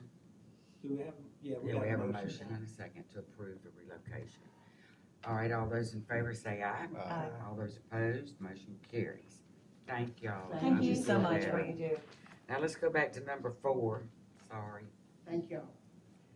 Order concurring with the resolution of the Harrison County Development Commission authorizing an improvement and easement across the property of Harrison County Development Commission for the purpose of ingress and egress to a boat storage facility to be constructed on lands of Mill Creek Holdings LLC adjacent to the commission land in accordance with the ingress and egress easement attached hereto as Exhibit A and having an annual rental of $200. Am I reading that right? Annual rental of $200. And authorizing the board president to execute all necessary documents in connection with the contract. Do we have a motion? I'll make a motion and somebody second for this. Yeah, I'll second for discussion. Bill, the 200 only a year question- does sound The small. only question that I would ask, that by granting this lease or rental or whatever, are you diminishing the value of your property adjacent to it? This is to connect to the road north of their property. It's a 30-foot wide by 70-foot long strip. It's basically a driveway. Oh, so that's all? Yeah. You're Just the not, driveway. Just a that's, driveway. that's the size of the property itself, so, Yeah. yeah. They own the property, we don't own the property. The road, they want to just connect from their property to our road, and this is their path to do it, and we couldn't grant it for free, so we had to charge them something. Gotcha. Okay. Okay. And it's already been approved by the past zoning. Any further discussion? Nope. All those in favor signify by aye. Aye. All those opposed, motion carries. Number 5, order approving, concurring with the resolution of the HCDC authorizing and approving the sale of 2 acres of real property to Carter James Properties for the purpose of operating a retail flooring store and warehouse, and authorizing the board president to execute all necessary documents in connection with the contract. Do we have a motion? Motion. Do we have Second, a yeah. second? Is Discussion. this somebody move, is this a new business or is that somebody relocated? It's a company, it's Forco, they're currently on Pass Road. They are a minority female-owned business. They got their 8A contract, and they've gone from mom and pop to 4 states, so they need room to grow.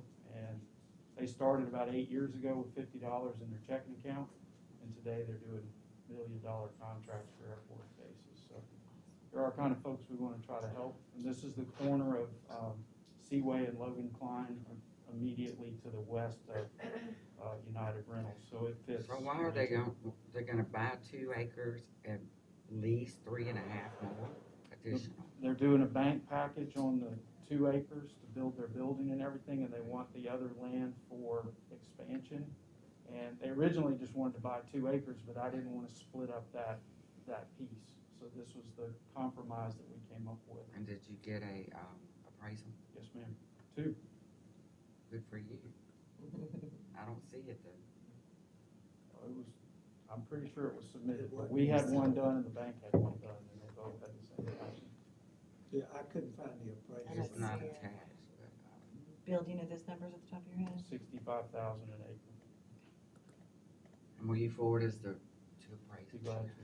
Yeah. And the 2 appraisals were fairly equitable, they were about the Yeah, same? they're exactly the same. Exactly the same. 2 That's different rare. appraisers. That's very rare. Mm-hmm, that is. That's not on here. Yeah, I'll be glad to send that back to the board. So what's the board's pleasure? I mean, I'm fine with it if the appraisals were Oh, yeah. matching. He said he got it. Yeah. Yeah, he got it, that's fine. They wouldn't have gotten through the commission without them either, so. Well, Brittany, were they not submitted? Yeah, so in the future, maybe you could send them. We usually do. Michelle takes care of that, but I'll get them sent today. All right, any further discussion? All, No, I said no. all those in favor say aye. Aye. All those opposed? Motion carries. All right, and then we're at the next one, which the same company is going to lease 3.5 acres of real property to Carter James Properties LLC for the purpose of parking, storage, and other uses associated with its use of adjacent lands as retail flooring store and warehouse, and authorizing the board president to exercise all necessary documents in connection with said contract. Do we have a motion? Motion. Do we have a second? Second. Any discussion? All those in favor? Aye. All those opposed? Motion carries. Thank you. Item 7, recognize. Thank you. Thank you. Recognize Bob Barber with Orion Planning Design as he discusses ordinance revision needs and priorities. Good morning. I sent y'all an email kind of as a reminder, but as y'all recall during the budget meetings, we discussed a short-term consultant to try to get a few gaps filled with some ordinance updates, and we have hired Bob Barber, and I wanted to make sure he got here in front of you. You got to meet him and ask any questions you have, so that's what this is. So what'd you find Good out? morning. Pleasure to meet you. I'll only take a moment to introduce myself, which is really the purpose of my being here. We were engaged to look at your development processes specifically related to land movement, land disturbance in particular, but some other elements as well, the subdivision process. And I am with a group called Orion Planning Design. We actually have a number of projects going on the coast right now, from Jackson County over to Diamond Head, but very pleased to be able to work in Harrison County. My group consists of about a half a dozen partners, and we're from across the country. We have a group in Montana and Wyoming, and I'm in Mississippi, and we're in Alabama and Georgia. We do about a third of our work in comprehensive planning, broad planning efforts. We do about a third of our work in coding, specifically zoning codes, subdivision rules, and about a third of our work is in private development design. So with regard to Harrison County, specifically, we're looking at a series of codes that you have that range in vintage from about 2000 on up to the last few years, in which you have created various processes, rules, and standards related to development of land. Sometimes they conflict, sometimes there are gaps in these codes, and they're just proving a challenge to manage. So we were asked on a short-term basis to look at those, inventory that, and propose solutions for that issue. That's all I have to say. I just wanted you to see who I was. Orion Planning and Design is our group, and happy to answer any questions. We certainly look forward forward to working with Jackie and Patrick Have and the you county. had an opportunity to preliminarily look at some of it? On a very preliminary basis, yes, sir. So we've inventoried about 8 different documents that all have, some of them have processes of approval, some of them don't. Some of those processes are semi-conflicting. Some have standards, some don't. Some of those are conflicting. There's 2 major, there's a UDO and there's a set of subdivision regulations. And some of the language would indicate sort of a circular swirl of, you're not quite sure.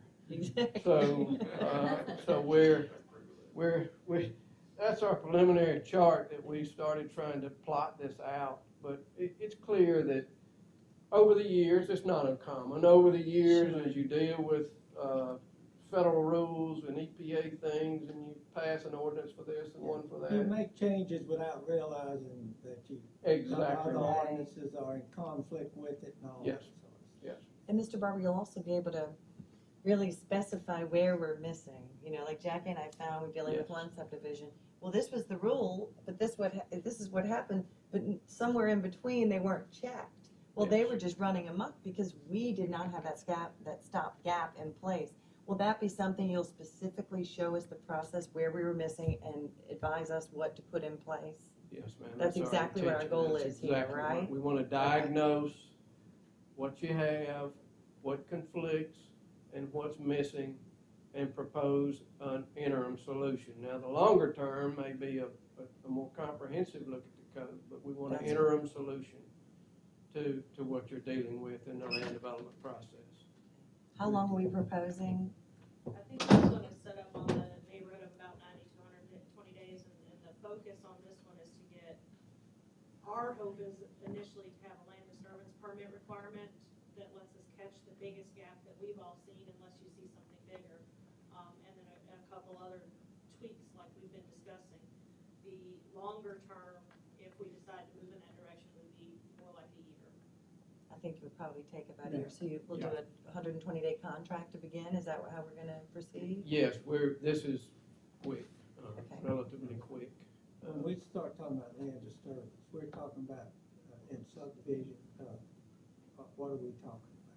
That's something Yeah, that I'm we've got nervous to about that decide what that threshold will be and what will trigger what.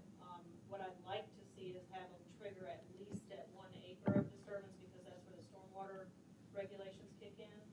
And we can tier what's appropriate based on the size, if that's what we all decide. But the problem that I'm seeing is that you can go in and clear 2 acres or 200 acres, tear all the trees out and start moving dirt without a permit right now, and that's a concern to me. We don't, Well said. I think we do need some, but I don't wanna overreact now. Right. We're kind of got one foot in each canoe. Right. We got one foot in each canoe, so be gentle. Yes. And So he's just advising. We don't have to go with what you say. I mean, you're just gonna advise.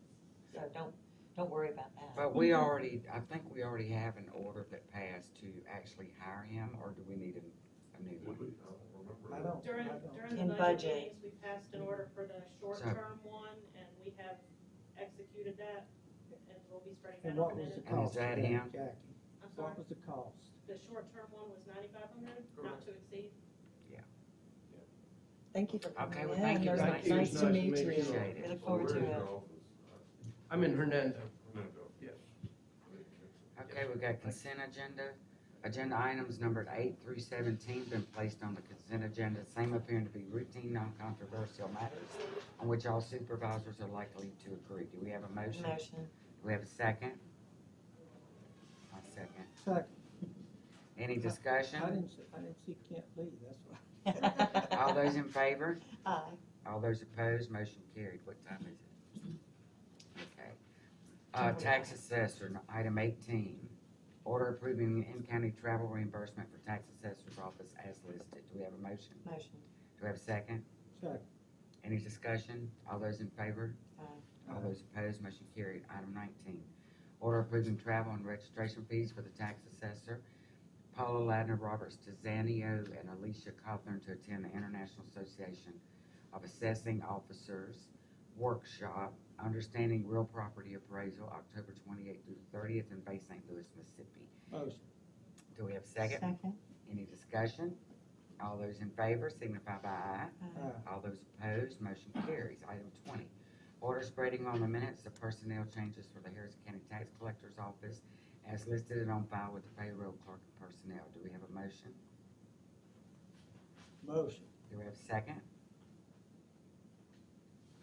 Second. Second. Any discussion? All those in favor signify by aye. Aye. All those opposed, motion carried. Item 21, order approving fee settlement payment to the Harrison County Constables for the month of August 2020 as submitted by the Justice Court Clerk and on file with the Clerk of the Board. Do we have a motion? Motion. Do we have a second? Any discussion? All those in favor signify by aye. Aye. All those opposed, motion carries. Item 22, order approving grant application in the amount of $75,000 with the MDEQ to fund the annual Bring It Household Hazardous Waste Collection event at Mississippi Power's plant, Jack Watson. Do we have a motion? Motion. Second. Any discussion?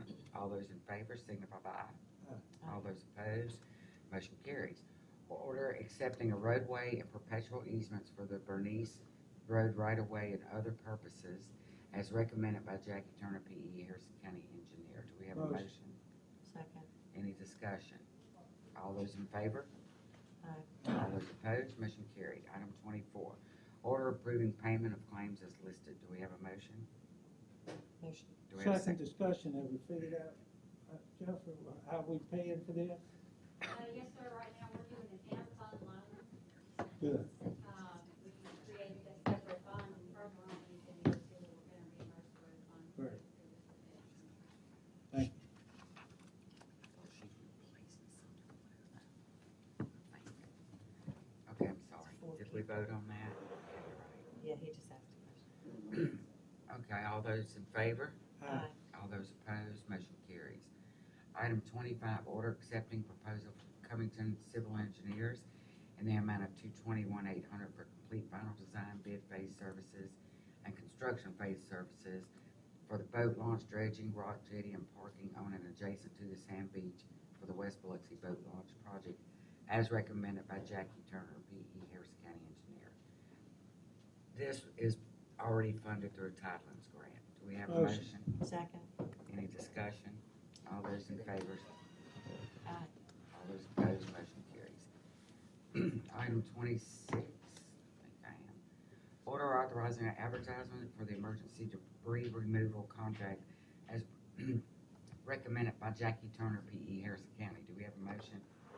Motion. Second. Any discussion? Go ahead, Ken. All those in favor signify by aye. Aye. All those opposed, motion carries. Item 29, order approving an agreement between U.S. Department of Interior, U.S. Geological Survey, and Harrison County for operation and maintenance of 3 steam gauges at a total cost of $25,500 due to increase of $1,000 per gauge from $7,500 to $8,500, and with the increase being funded through the U.S. Geological Survey Cooperative Matching Program, and authorizing board president to execute the same. Do we have a motion? Motion coming out of Rupert's budget, isn't it? Do we have a Second, yeah, discussion, is that for We- Rupert? Just kidding. We did not, we did not know they were gonna increase that $1,000. So it's a grant? But we're getting grants for that, aren't we? That's Sir? grant money. It's grant money? What are we We're getting paying it for? back through MPG, half of it. We are Half of getting it? back out of the state, yes. So 22 would be our, Heck, I was kidding, but I believe we do need to. Yeah. Mhm. 22.5. Any further discussion? All those in favor, please. Aye. All those opposed, motion carries. Item 30, order designating Rupert Lacey, Casey Lyons, and Jennifer Lamb as applicant agents for requesting hazard mitigation funding for generator projects at Harrison County Health Department, Road Department, Airport, and Sheriff's Work Center. Do we have a motion? Motion. Second. Second discussion. Why we got the airport in there? They can change the rules, MEMA has, and FEMA, of course. As the applicant agent, it used to be an other government entity could file on their own. They're under our regional mitigation plan. So because of that, way they're doing their own paperwork, I'm verifying it, but we don't have to fund, we're not funding their money, it's coming out of the airport authority, just as the sheriff will be out of the sheriff's operating. The road department, we're working on in the Department of Health building, the county owned, that we've been working on. We're trying to scrap up some funds for that to see if we can go ahead and mitigate that building also. All right. Any further discussion? All those in favor say aye. Aye. All those opposed, motion. I have one good report for you. Go ahead. If it's a good report, on the MEMA mitigation COVID funding, that is through FEMA, MEMA, Public Assistance, Category B. To date, we have filed through them. There's action. We're providing backup documentation for $107,571.66 Harrison County funding for some of those Category B protective personal equipment, hand sanitizer, a sundry of stuff under the CARES funding, the red track as we like to call it. We have seen action right now on $85,938 in technical stuff that we bought. Please don't ask me to explain it all. Some of the protective equipment such as the petitions that have been installed in the county buildings. So that's a total of $293,509.77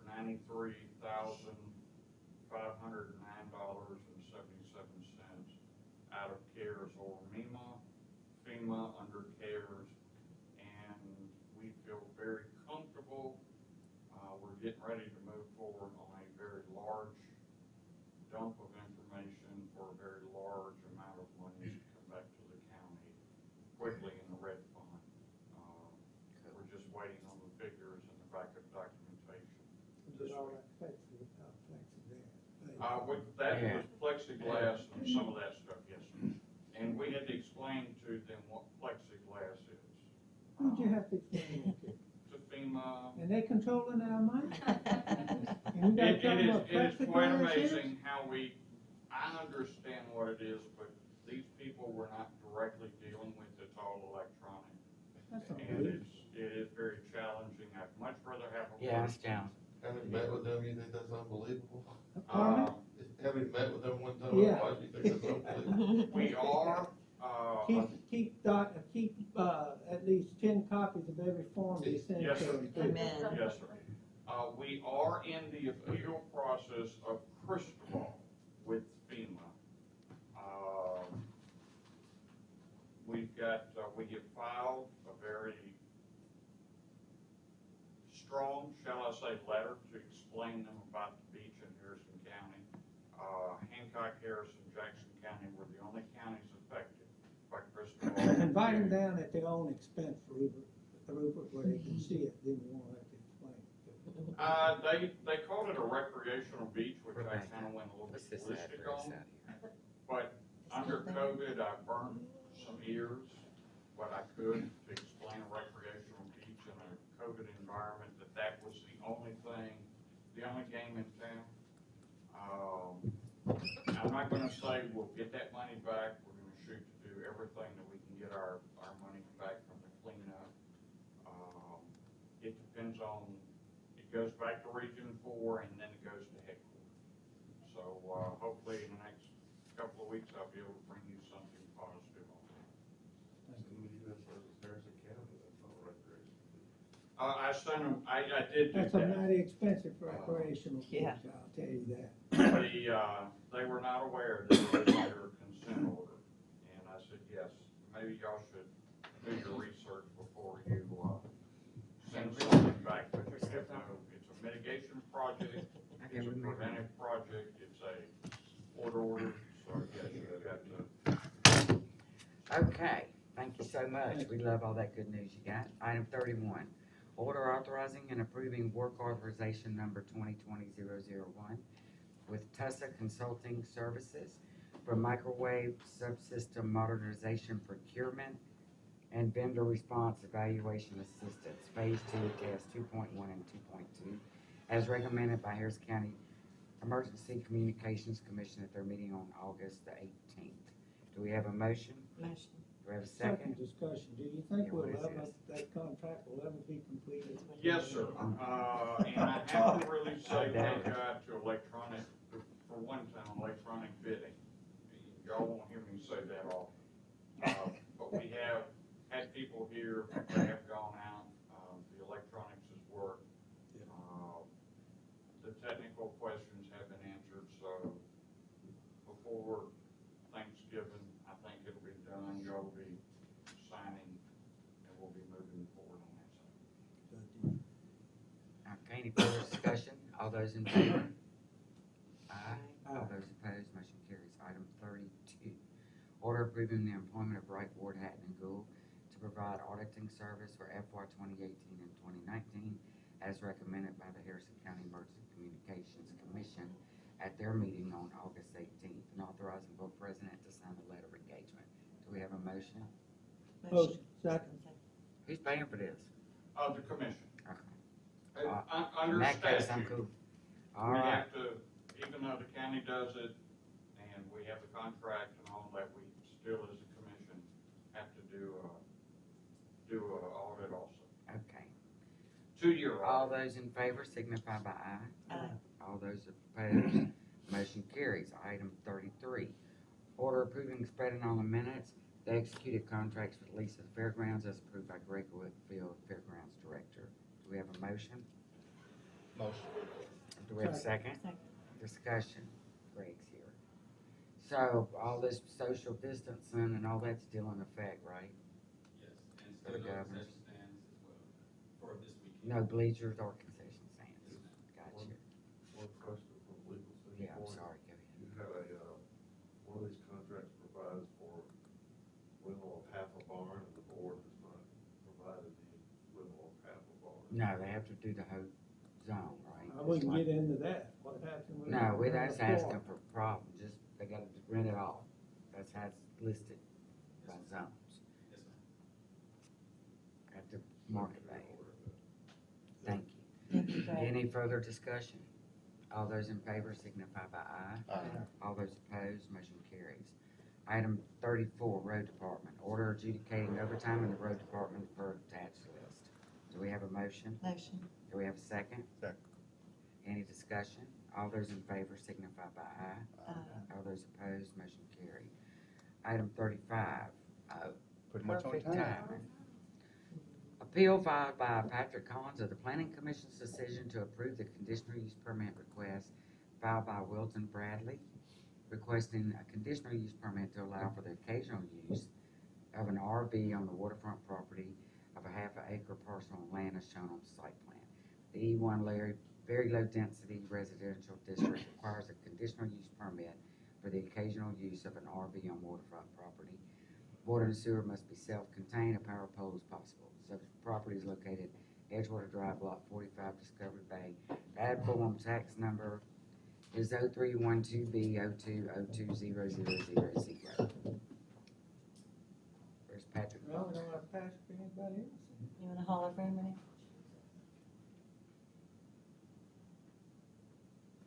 Tim, is this a good standing? Where exactly is this Edgewater Drive, lot 45, Discovery Bay? Is that by Edgewater Mall? No, and the guy that's appealing, don't live anywhere out there. We just read Hey, the Pat. appeal thing. Okay. What, where exactly is this Edgewater Drive? No, this is the old, Unrelated Discovery Bay property. They Okay. talk about waterfront property. To be honest with you, it's good rain, the Oh, in the property past, itself thank you. becomes the water. Yeah. The only road problem- is the front. Yeah, But the only don't question put I have that is the word other- occasional. When you say for occasional use, you know, It's not permanent placement of an RV. No one can live in an RV in Harrison County other than in an RV park. So the zoning ordinance has two exceptions. A hunting property, which is defined by 160 acres or more, or a waterfront property. It has to be a bayou or a river. It can't be a lake. So And are Those there two other, services. there's other RVs out there occasionally? Yes, ma'am, and if you So drive this is through. the only one that is getting an appeal on I that? don't want to be premature, but I've got some things to say about this stuff. Yeah, but me I too. think we need to hear the Yeah. appeal. So, I don't have my direction, so refresh my memory. We So hear it's my from, understanding that Patrick Collins is not going to be here today, but he asked two specific questions. He's not here, why are we answering his question? He called, just so y'all know, he called last week, called me. or denied, He most of called the. back and said he had to work in Slidell, couldn't be here, and he wanted to know if it could be continued, and I talked with Patrick, Patrick said, no, we had people on the other side of it, it had to be re-noticed if we continued it. So he said he was just gonna submit a paper, he emailed that to me, and I forwarded it to all board members to review, we can make it part of the record too, if we want to. There's two issues, one is his standing to contest. Right, that's my question. Generally, somebody that is just affected, generally in the county, not directly affected by the granting of the conditional use permit, does not have standing to appeal or contest it. He's upset because he says Mr. Gillespie told him he could not speak because he didn't have standing. I told him that in the But past, apparently he did, he did speak, that's what I'm saying. but he said he was prevented from saying what he said. I'm just telling you what he said, I wasn't there, so I don't know, but generally in the past, what I've recommended to the board is if you're gonna rule on standing, to do that, but to go ahead and also adjudicate the facts of the case, so that if he does appeal to the circuit court, both issues are preserved. If he just really has no standing, and he Yeah. appeals and the court says he did have standing, we have to start all over. Yeah. And I agree so, with that's what I would recommend if the board. Let me give you a little history. Number one, correct me if I'm wrong on the numbers, but I think there were 4 applicants at the commission's hearing. There were 4 applicants asking for the same thing. 2 or 3 of them were adjacent to each other, or were they? They were 2 or 3 of the properties were adjacent to each other. This is the old, Discovery Bay properties, which is today you couldn't develop it because it would be wetlands. You can't build anything on it because you can't put in septic systems. That's how wetlands Gotcha. works, okay? So my question is, my concern is, if he's gonna make an appeal on this one, why wasn't the other 3 or 4 properties included in the appeal? They're already out there with their campers. They're already sitting out there because he didn't appeal those, but he picked this one specific out. one, so it makes you think it's appeal. personal. Just so, yeah. I mean, that's what I would. That, seems well, no, obvious. it's not personal. He didn't know. But why one of the 4 I that are all the I same? don't know. That's Huh? what I'm asking. You know? Why wouldn't he include all of them if he were going to appeal, because it's the exact same thing? So Patrick Collins stated that we prevented him from speaking, because that is not. The record what happened. indicates he spoke. Yes, sir. And we never shut him up, or we never prevented him from speaking at the next 4 continuous cases. He could have said, I would like these comments to apply for every case. We've done that in the past. But he made the choice after the standing issue was raised, and he continued to talk even after we pointed out that he had no relation to this property. So There is absolutely no other use for this property. As a matter of fact, if we denied those campers from being on there, those people would either sell that property, and I doubt That's if why they they got could. it. And if it were me, I'm very familiar with this. If it were me Yeah. and I had that property and I couldn't use it for what they're asking me to use, what they're asking us to use it for, I wouldn't even pay the taxes on it. I'd let it go back to the county and ultimately the state, I presume. The state already owns a bunch of that property. We're not getting a penny out of it. At least it's being used for something. Right. And they're paying the taxes on it. Right. Okay. So it would be So- foolish for the county to deny these applications, But we would deny- this application, which is the same as the other 4 we've already approved, but to And deny again, this they're no application. different. But we would wouldn't- deny, there's no They're no difference. difference. No difference, and it wouldn't make a bit of sense. but is the action that we need to do to deny the appeal by Patrick Collins? I would, That's what, how I we need to guess it's word this, appropriate, Tim, is that since, right? Now, we do have the applicant here, if he wants to make a comment. I think probably ought to let the applicant. Okay, I'm sorry, sir. We can let the Come applicant. on up and give us your name and address. I think we're all kinda on the same page with this already. Yeah. Hello. You can take your mask off. Talk. I bought my piece of property a year ago, and the other guys, they just bought theirs about 2 months ago. And I cleared it and started camping on a generator and a motorhome. I don't think it gave us. Just Yeah, I'm sorry, Special- what's your name and address for the Milton record? Bradley. And Address. the, Your address. for my Your house address. address, Wherever we can reach you by mail. 11384 Vidalia Road, Pastures Jan, Mississippi. But since I bought this piece of property, about 6 other people's bought property right after me, and they cleared theirs. And I wasn't even in no hurry for power yet, because I have a generator and it was just another bill. But they all went, well, we getting power. So I said, well, sign me up too, because I want to get it now. I mean, I was gonna wait until next summer, but, so I put my name on the list, we all come down here. Well, my last name starts with a B. So I was the first one that come up over the, whether you get power or not. So Patrick Collins said that he picked me because I was the first one. Okay. Now, that's what was told to me. I do work for the county. Some people did say that maybe because you work for the county, it might be a conflict of interest, because I understood that he lost his job here. I don't know, I never met the man before. But What do you do I for lost- the I county? lost Yeah, all- what What do do you you do? do for the county? Just curious. Who works for Tim? On the road, okay. Okay, good. Do you know Mr. Collins, can I ask you a couple of questions? Yes, please. Do you know Mr. Collins at all? You said. first time I met him was You ever here. seen him out on your property? Never had. Does he own property nearby? No, he doesn't. You know where he lives in the county? He lives in Biloxi. And this is in Pasco Shan, or, This is in Pastures Jan. so he's not close to the property. No, he isn't. Okay, It's Pastor Jim's address, Tim, it's in the county. I know where it is. Yeah. I've been there, but. we wanna get this on the Wanna get record. Yeah, Mr. Collins lives on the other side of the county from. I got you. And Mr. Collins admitted that when I asked him, why he was appealing. What was his reason? I didn't get a good reason, that's all I can say. I don't think he has, to me, he didn't have a legitimate reason, he just thinks things aren't being done right.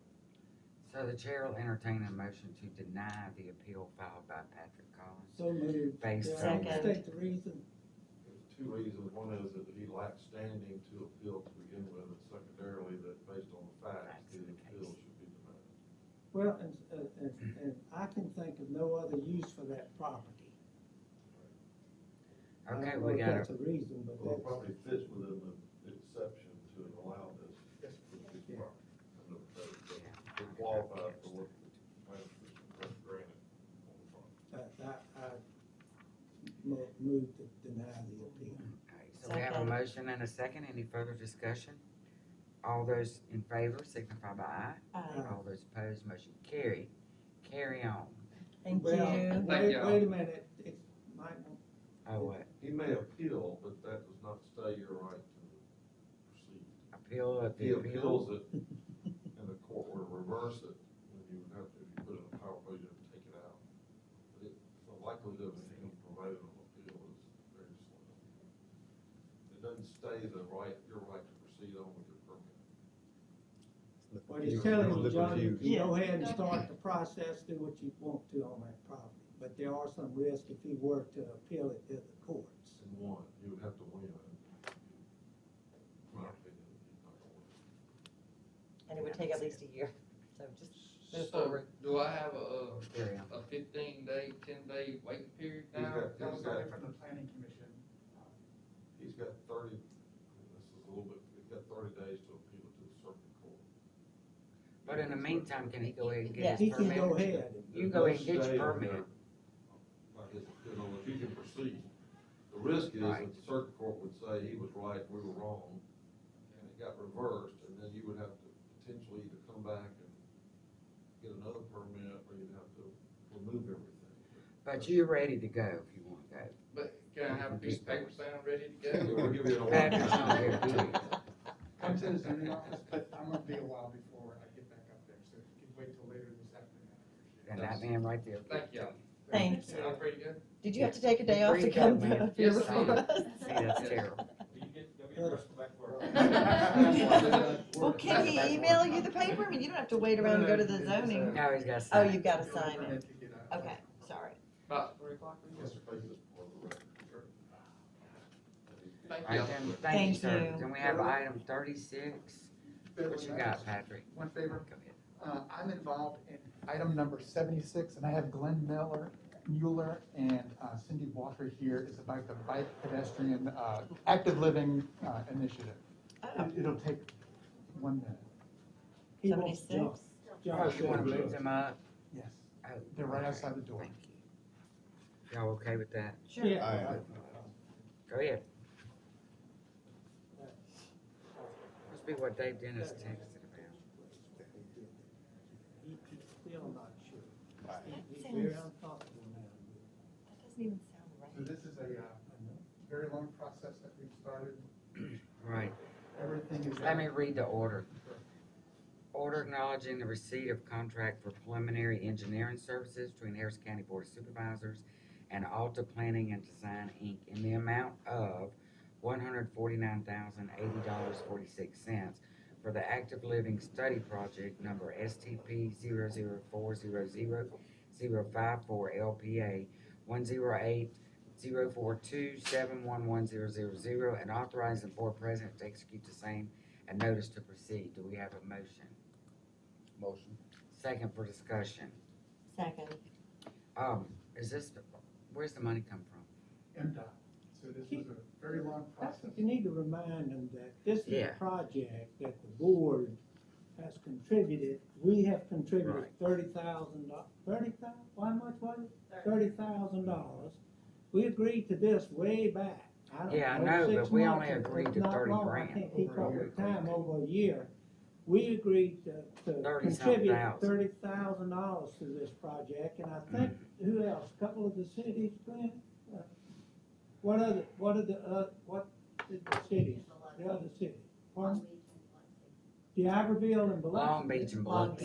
Long Do Beach. you mind coming forward and you can remove your mask if you're comfortable with that? But Beverly was asking about it. That's, Yeah, this is 'cause I that knew, project. but that's why I for the wanted to know bike- where the other bike, 149,000 is trails coming Yeah, from. yeah. That's what The my primary, it's a question. grant from If you're the comfortable with it. Mississippi MDOT through the federal government. Gotcha. So what we're doing is just proving what we've already agreed to Glenn, do. would you state your name and address, please? Glenn Mueller. Thank you. Ms. Walker, Cindy Walker. and your addresses. I live in Columbia, South Carolina, because I'm still consulting. Okay, that's fine. Mr. Mueller? Ask Christian, this is. You moved, Glenn. Sorry. I had- Long Beach, no, I'm still a Bearcat. Trying to help Pastor Christian out a little bit. Okay, go ahead. All right, so in August of 2018, we came here and you all agreed to commit the $30,000. Right. We have a grant from the regional office that will do this. This is also a project that Jackson County Supervisor have approved and they've gone through. We're trying to get this project that will extend across all 3 coastal counties so that we can know where we need to plan for the future. This committee, we have not had you sitting with Rebecca, so welcome to that role. But it is one of those things that particularly with COVID, Lynn and I were just talking about that, the use of pedestrian ways and our bicycle use is exponentially increasing. So you want to talk a little bit about that? Oh, just with COVID and everything, I think everybody's figured out getting outside and it's even more popular, and I think it's sort of accelerating what probably is gonna happen over the next 5 years, but now everybody Now it's happening. wants to get out, so I think this is a great opportunity to take all the work that's been done, and there's some example at Jackson County that taken this money and taken this project and showing, it's probably the highest tourist part of Highway 90, so the improvements would actually be very well received, I think, so. And it could be, plant a seed for further expansion of the things that you had mentioned. We're also working right now with a group in New Orleans, and they are creating a system called the bootlaces of Louisiana, and expecting that bootlace to end on the Gulf Coast of Mississippi. So we're working with that so that it could be a continuous opportunity for bikers and tourists that want to use those. They have several trails right now, 27 and 33 miles, and we have several here on the coast that, of course, Heritage Trails has helped to, along with others, to put in place. But we need that structure, and this will tell us not only where to put that structure for those, but also to serve underserved communities, because they'll be looking at walk paths, safe walking paths for those areas that are inhabited because they don't have access to vehicles themselves. So I think it would be a plus for the entire county. The money I think that we and the two cities contributed is the matching grant, right? Matching monies for the grant. We gave it to them at a rate of what each city's population was, and so several of them were at 2,500 and others were the larger cities in the county where it's 5,000. Yeah, I've seen quite a few people on the boardwalk since COVID started, so. We would love to get started. You look great. You miss us? You don't miss us, man. I did, that's why I'm here. Okay, so we have a motion and a second. Do we have any further discussion? All those in favor signify by aye. Aye. All those opposed, motion carried. Thank y'all for that. Thank you. Thank you Patrick, so don't much. Glad to leave. see you. Patrick, we still got items under your, Yes, ma'am. but thank y'all. Am I ready right now? Yeah, Yeah. we're ready. Okay, very good. We're number 36. We're back to number 36.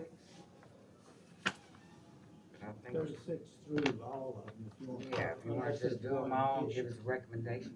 36 through 43 are regular cases before the planning commission. Mhm. There's one for the sheriff's department, and it doesn't address the one change the sheriff made at the planning commission meeting, and that was to eliminate the outdoor firing range from his application, but everything else was approved as proposed. And it was, the sheriff's was approved with the elimination of the firing range, correct? So what's your recommendation? To concur with the recommendations of the planning commission. So we need a motion to concur with the planning commission's recommendations. Motion. We have a second. Any further discussion? Sorry. All those in favor signify by aye. Aye. All those opposed, motion carries. So Thank now, y'all very much. thank Pat. you. Item 44, personnel.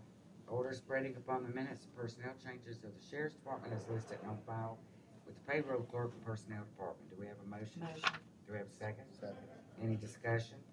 All those in favor signify by aye. Aye. All those opposed, motion carries. Order concurring with the county administrator, am I right? Yeah. Order- Yeah, you're right. On 45. personnel changes as listed and on file with the payroll clerk and personnel department, do we have a motion? Motion. Do we have a second? Second. Okay, I'm sorry. Any discussion? All those on, signify by saying aye. Aye. All those opposed, motion carries. Item 46. Yeah. I don't know why I'm jumping around. Order concurring with county administrator on personnel changes as listed and on file with payroll clerk and personnel department. Do we have a motion? Motion. Do we have a second? Second. Any discussion? All those in favor? Aye. All those opposed, motion carried. Item 40. These are long. Seven. I'm getting there. Did I skip one? No, I was just thinking out loud. Okay, that's what I'm talking. Order approving payment of claims to Associated Adjusters, Inc. as listed to be paid from the tort account. Do we have a motion? Motion. Do we have a second? Second. All those in favor? Aye. All those opposed, motion carried. Item 48. Order approving claims as listed to be paid from the tort account. Do we have a motion? Motion. Do we have a second? Second. Any discussion? All those in favor signify by aye. Aye. All those opposed, motion carried. Purchasing Department. Order designating the purchasing clerk, transfer clerk, and any department head as needed as the board representatives to receive RFQs as listed. Do we have a motion? Motion. Do we have a second? Second. Any discussion? All those in favor signify by aye. Aye. All those opposed, motion carries. Item 50, recognize the sheriff or his representative as he reports on the number of guests currently housed in the Harris County jail facilities and discuss other matters. Morning. Morning. Federal, we have 609. Federal, females, we have 74. Federal, we have 46, 27 misdemeanors, and 15 state arrests. Great. Also, Sheriff, I'm sure we all do appreciate you going over and helping out, with the crew over in, I forget, where exactly did you go? Close to Lake Charles, huh? Calcasieu. Yeah. How did that go? When you went over to help them cook and so forth and so on? I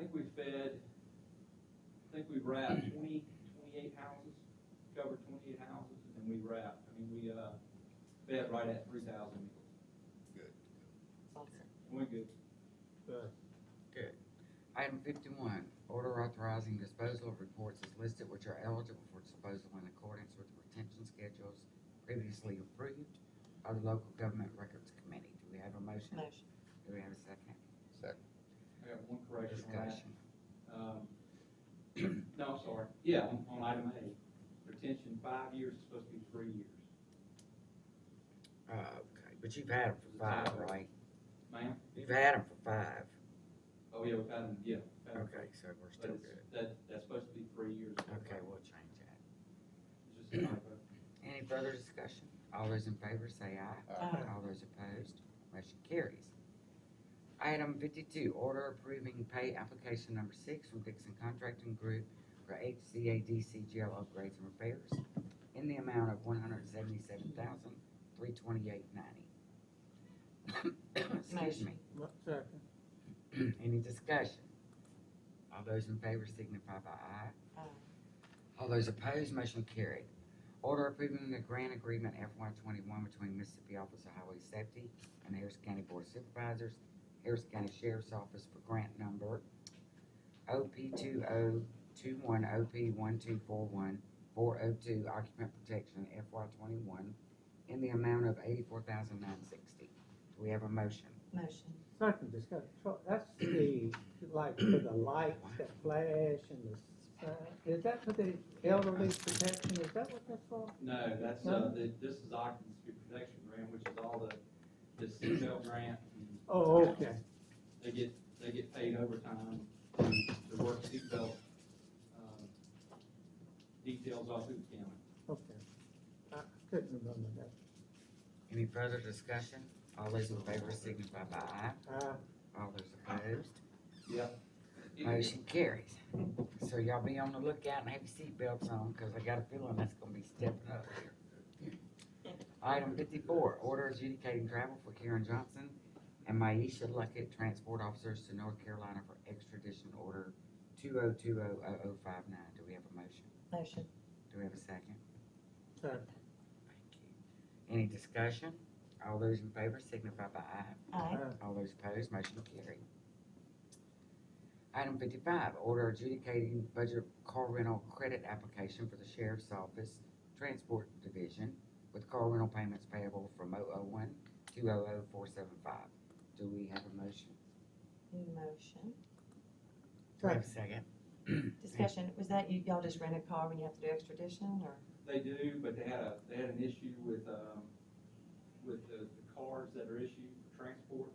They have Jennifer Lamb's name on them, and they wouldn't accept it. So we just copied y'all's policy for budget and put it in our policy. So that's what we're doing, is just using budget right now. Gotcha. If we have to go out later on, if y'all change it, then we'll just follow y'all. Whatever y'all change, we'll just follow the same way. Okay. So you don't have to use a police car for that?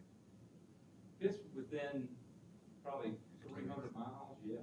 But if it's over that, then it's cheaper to fly, and they put the inmate back on the plane and fly back. Oh, I got you. Okay. Did we vote? Brittany? Okay. Item 56, order approving mileage reimbursement for in-county travel for the following employees. Do we have a motion? Motion. Do we have a second? Any discussion? All those in favor say aye. All those opposed, motion carried. Order acknowledging receipt of monthly inmate meal law from Harris County Adult Detention Center for the month of August 2020. Do we have a motion? Motion. Do we have a second? Second. Any discussion? All those in favor? Aye. Aye. All those opposed, motion carries. Item 58, order approving mileage reimbursement for in-county travel for the following employees. Do we have a motion? Motion. Do we have a second? Second? Any discussion? All those in favor say aye. Aye. All those opposed, motion carries. Order declaring various items on attached deletions list as junk and authorizing inventory control clerk to remove the same from the inventory list. Do we have a motion? Motion. Do we have a second? Second. Any discussion? All those in favor say aye. Aye. All those opposed, motion carry. Item 60, order adjudicating the July 2020 procurement credit card payment in the amount of $485 payable from 001-120-517. Do we have a motion? Motion. Do we have a second? Second. Any discussion? All those in favor signify by aye. Aye. All those opposed, motion carries. Item 61, order authorizing the following interfund loans and repayments per the attached schedule. Do we have a motion? Motion. Do we have a second? Second. Any discussion? All those in favor signify by aye. Aye. All those opposed, motion carries. Order authorizing the transfer in the amount of $183,345 from the general fund 001-900-950 to the COVID-19 fund 171000387 to pay COVID-19 related expenditures. Do we have a motion? Motion. Do we have a second? Second. Jennifer, we do this to put, this is not money that we've been reimbursed for yet, correct? No, ma'am, not yet, but we have segregated all the COVID-19 expenditures into Fund 171, all non-payroll related, to Oh, keep I got track you. of it. Okay. Once we do receive reimbursement back, that money will be transferred back to the general fund to reimburse the For general the fund for the department. transfers. Okay. Any further discussion? All those in favor say aye. Aye. All those opposed, motion carries. Item 63, order authorizing reimbursement to the road fund 150000387 in the amount of $119,023.30 from the MDOT Land and Road Widening Project Fund 314900950 for reimbursement of project expenditures. Do we have a motion? Motion. Do we have a second? Second. Any discussion? All those in favor say aye. Aye. All those Aye. opposed, motion carries. Order authorizing the reimbursement to the road fund in the amount of $167.86 from the general fund for moving fairgrounds surplus items to Long Beach Auto Auction. Details attached. Do we have a motion? Motion. Do we have a second? Second. Any discussion? Timmy, y'all did pretty good at the auction, huh? Very well. Tell the board what you Yeah, tell got. us about it. It was, a lot of our old equipment, like I said, this equipment was anywhere from 20, 25 years old. I think it was just with COVID and everything, people had a little money in their pockets. We had one machine that went for 40,500. Several dump trucks went for 15,500 to 20,000. I brought some guys in several months ago from Jeff Martin auction, just to kind of evaluate what we had. He had told me back then that the average cost of their trucks was about, or worth was about 8,000. So we doubled our money Wow. per truck of what they estimated. So we did really well. Good, good. Yay. Good, thank you.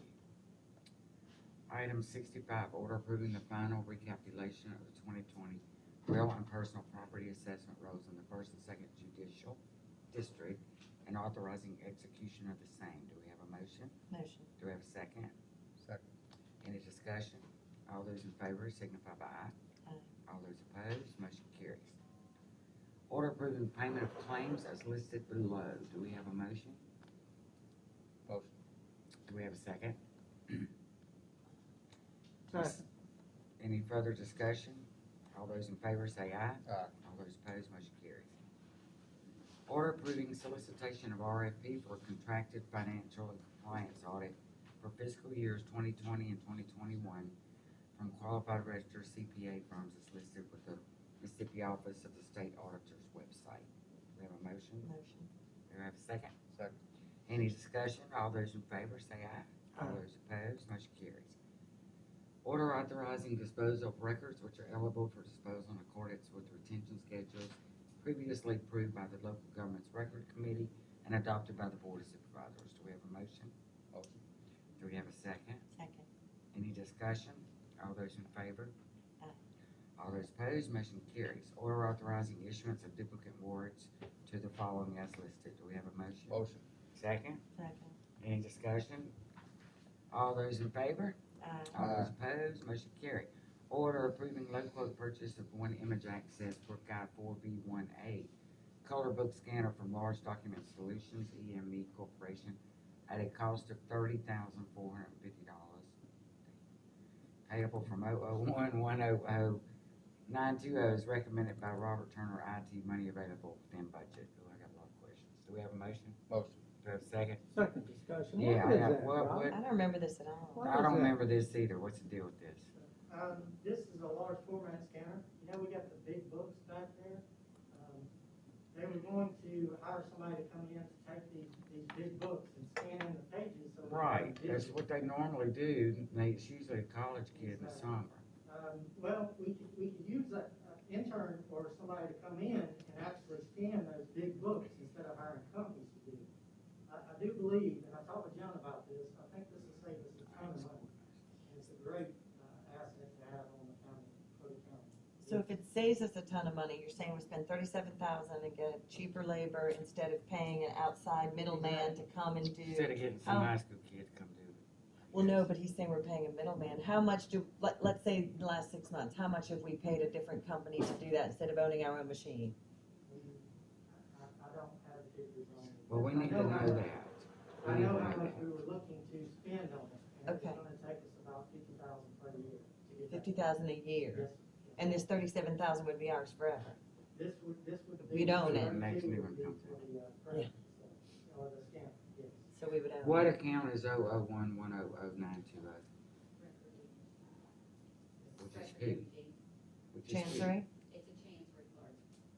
You saying every year we spend $50,000 We doing it? will have to do that No. to get these scanned in. Angela, have we spent 50 grand for having somebody scan this? Because when I talked to John last, he was using some like volunteer ladies that were doing some of this stuff and putting it on microfiche. We use, this is the big These are the big books. deed brokers that you can't take apart. So in order to scan them, you have to have a tabletop scanner.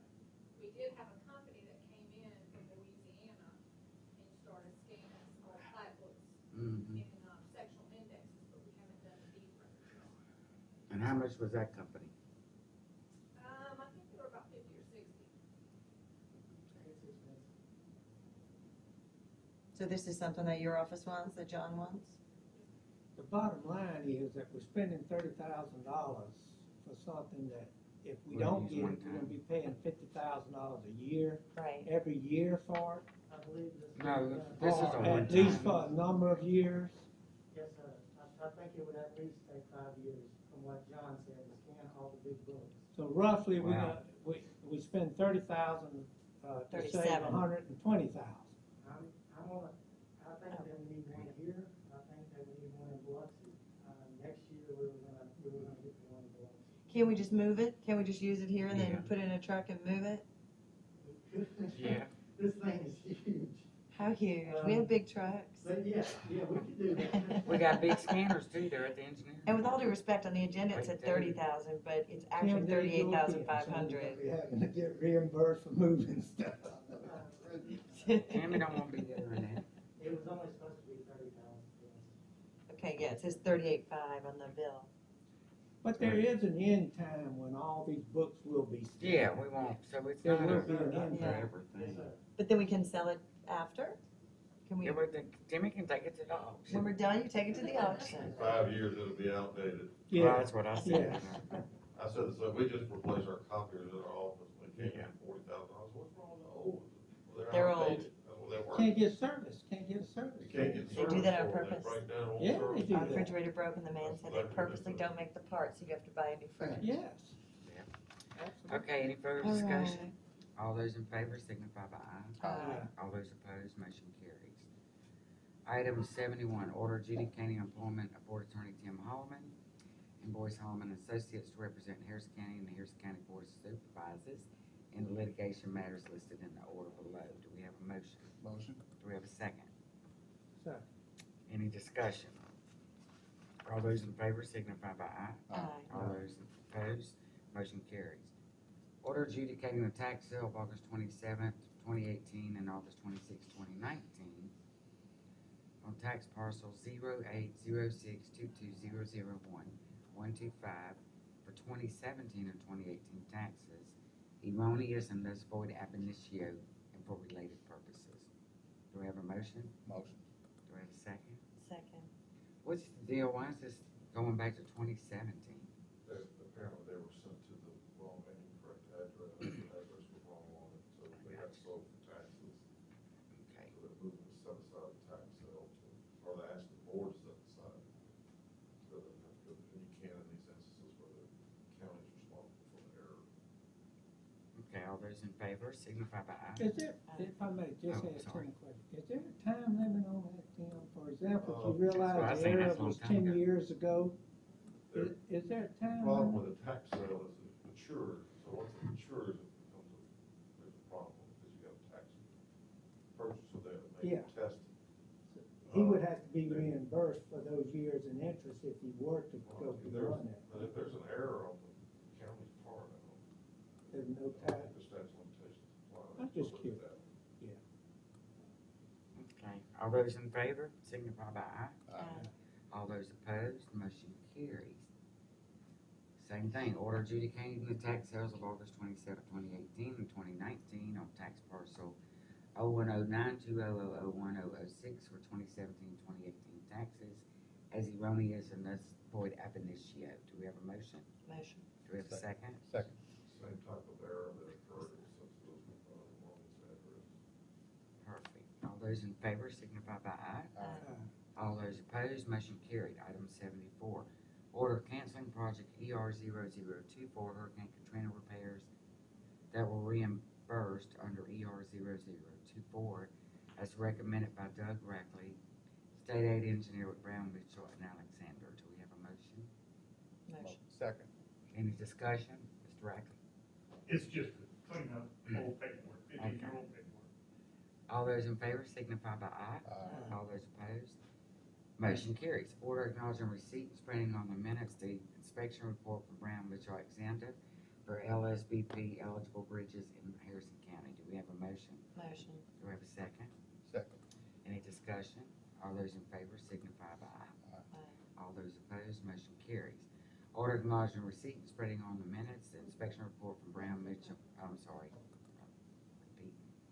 Order acknowledging receipt of contract for preliminary engineering services between the Harrison County Board and Alta. Did we vote on this? Did we do Yeah. this? Yes. Order 77, order approving request for Title II formula grant from the Mississippi Department of Public Safety in the amount of $4,500 for technology to provide virtual visitations, individual education services, legal service, telehealth, PPE, sanitizing services and products, and recreational health service for the Harrison County Juvenile Detention Center. Do we have a motion? Motion. Second. Where's this money? Discussion, yeah, where's that? What coming account's from? that coming out of? Sounds like a grant, huh?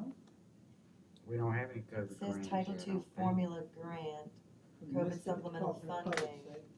My assumption is this is gonna be a reimbursement grant, we'll spend the money and then get reimbursed. So if it's for the juvenile detention center, it would be paid from the general fund and then reimbursements would go back. Apparently, there's no matching or anything, if it say that. Registered. Okay, all those in favor signify by aye. Aye. All those opposed, motion carries. Item 78, I think. Yeah. Order authorizing the board president to execute the contract ending January 31st, 2020 for MDA Development Infrastructure Program Grant number 349, job creation and investment deadlines for projects impacted by the COVID-19 pandemic. Do we have a motion? Motion. Do we have a second? Second. Okay, now what is this? It was a request for modification signatures, let's see, Community Services Division, we sent a letter requesting to extend the contract date for the Development Infrastructure Program. Because they didn't meet the job requirement? Is that what I'm reading? anybody familiar with this?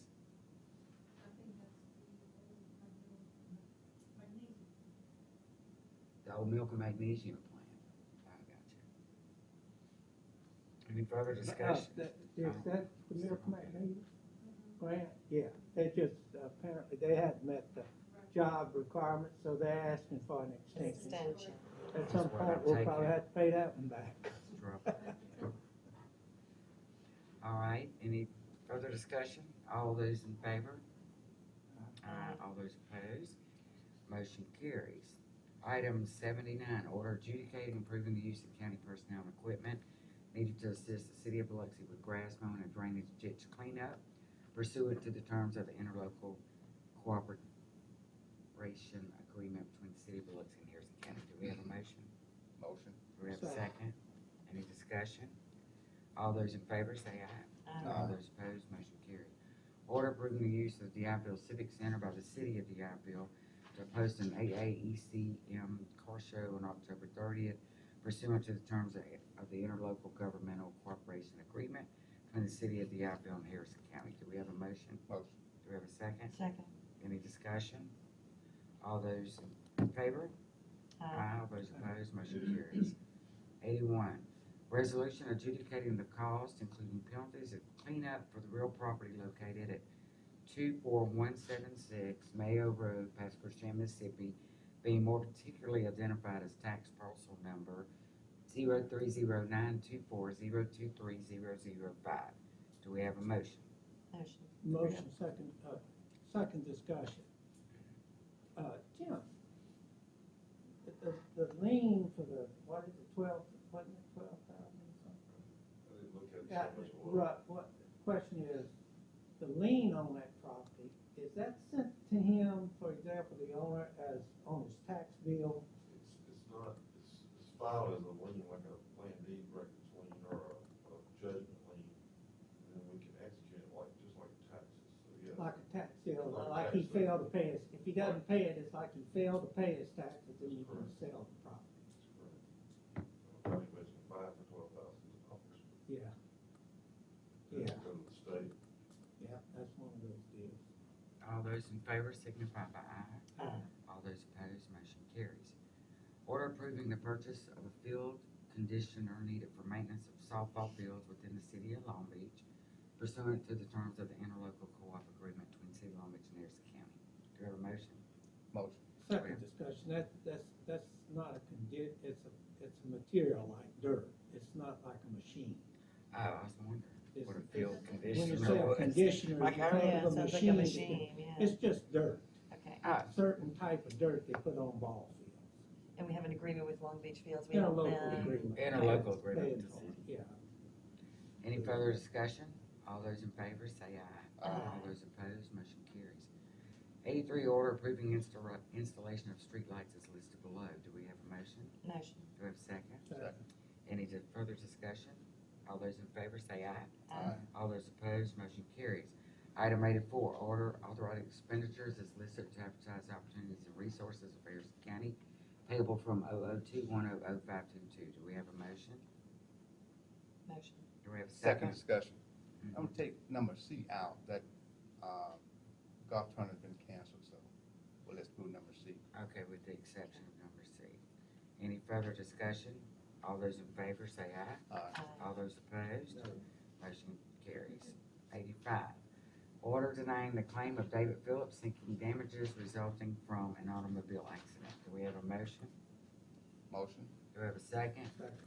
This, Should we- Yes. this is a claim where Harrison County deputy hit somebody while on patrol. He actually was looking at a suspicious vehicle, he looked off and contacted us, so it falls under the exemption, law enforcement exemption, and I don't see any way around that. This is a claim that's been, notice has been given to us by an attorney, so once we deny it, they may file a claim, I don't know, but he does have an attorney, so we need to deny it for exemption C, I believe it is, which is the law enforcement exception. What was the damages they were claiming? That was mainly to a vehicle. How much, I mean? I don't remember the amount. Okay. Just so you know, the confusion is when they wrote the letter, they claimed that a lady had some type of horrible leg injury, which is apparently a form. This was a gentleman who did not So there was no injuries? Well, the letter says that she has a very significant leg injury, but we think that's a typo, or he used another Yeah. form, and got to Gotcha. change her injury. The facts of the accident, the man didn't have any injuries, other than maybe some soft tissue issues, but either way, the deputy was not acting in reckless disregard, it was a simple negligence case, he's on patrol, actually was looking at some suspicious vehicle, and had an accident. Any further discussion? All those in favor? Aye. All those opposed, motion carries. 86, consider request by Monique Johnson, Canopy South District Manager, for the use of county equipment and labor to remodel and paint the Canopy Child Advocacy Center, offices located in the county building in Gulfport, Mass. Do we have a motion? Motion. Second discussion. Yeah, we're gonna have to fix this. Go ahead. What, I guess what I'm asking, the advocacy center is that a state? No, I should have had No, her it's come. across the street. So that Yeah, little building yeah. across the street that was the extension service and the corner and the CAC, Joel, our DA, said they desperately needed more space. So that is Yeah. why Oh, we gave okay. them that space. Okay, I got you. And going into the building, it's like many of our buildings, unfortunately, it is falling apart. And so Canopy will put in $30,000 and we will give labor Yeah. to do However- so. This is upgrading our building, and I shouldn't say falling apart, it's in much better shape than some that I've seen. With the windowsills, you can see the termite damage, they're crumbling. It needs to be painted. I'd like to take the Harrison County building off of it, because it looks a little scary to children. All it says is Harrison County building. It looks like a jail, in my opinion, and I just want to pressure wash, not paint the whole outside, but paint the inside. They're paying for everything, we would just give the labor. Yeah. Okay, I've got a, In-kind service. first of all, In let kind, me- thank the you. letter needs to be rewritten because Okay. that's not what it says. Yeah, I know, So that needs it's to so get small, I fixed. can't even read it. Before, it says for paint, and it says they have a grant of $201,000, and they wanna change what they originally said they were gonna use the grant on and reallocate it towards personnel, fringe benefits, and travel expenses, and then leave the balance to the much-needed building repairs. But here's my deal, before you got on the board, Okay, when Joel came, and the reason we moved everybody around was to give them more space. right. But they had a big fundraiser, and Joel, our DA, sat right here and said he had the money to remodel that building that he'd raised through bow ties and beignets. So my question is, what happened to that money? We should have invited her, I guess. Yeah, can we maybe, Well, this is the grant though. This is the grant. Yeah. it's not a grant because it's gonna cost the county money. What, See what I'm in-kind saying? services? In kind, yeah. Yeah, but she's gonna have to, on this, what she was saying on her grant was that they're changing, they've got a remaining balance of $201,000 that she wants to allocate to personnel, fringe benefits, and travel expenses. Will the grant allow? would the I don't grant know, see, allow that's that? where I got an issue with it, I doubt they're gonna let her do that. Well, and the truth is, she shouldn't have even given this information to us. This is Yeah, but separate I purview doubt from what that we're she- even talking about. Secondly, when you hire people on a grant, you better consider when the grant's gone, Uh-huh. what you're gonna do with it. So I would like to maybe Are you get a gonna table substitute it? motion to table till Okay. Monday, Yeah, I'm and thinking maybe that get her was- to come, Okay. And it's a because, brand new director. Crystal left, and this is a Oh, brand new okay. director who's already been Right. with them. This lady who sent us letters from out of town, but I'll get the girl. so she's the new- confused, so can we do a substitute motion to table till Monday, Yeah. please? Okay. A substitute motion to table till Okay, Monday. second. Before you take the name off the building, we need to make sure we can do that. That is, Right. that is legal. Okay.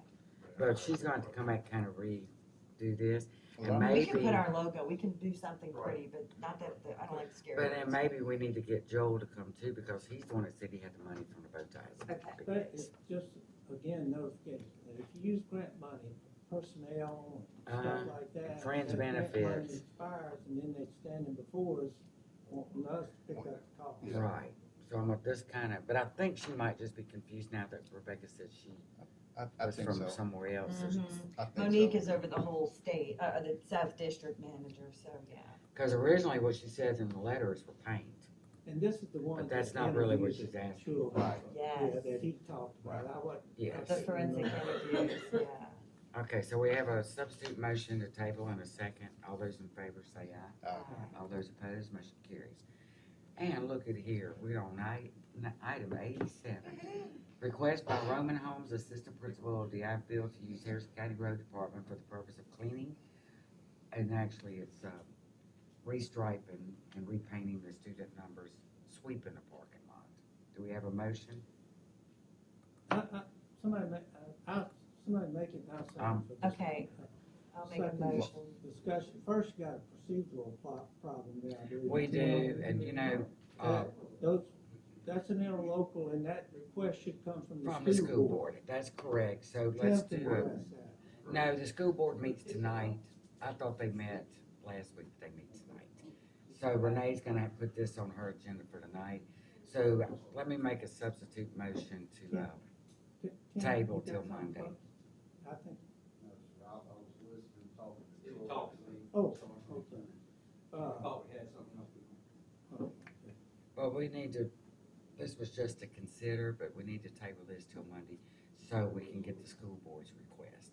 Cause this came from the assistant principal, so.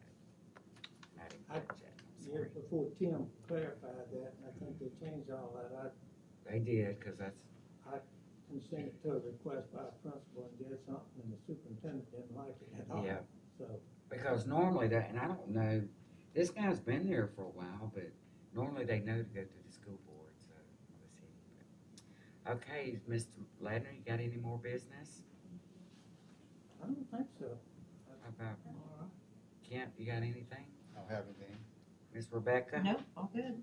I think we gotta have a third meeting this month. I didn't know if y'all wanted to go ahead and set that. Our county administrator said we need a third meeting for, closing the books. budget year. So would y'all kinda give me an idea when you might wanna do that? Let's see, there's some dates here. The 21st, maybe?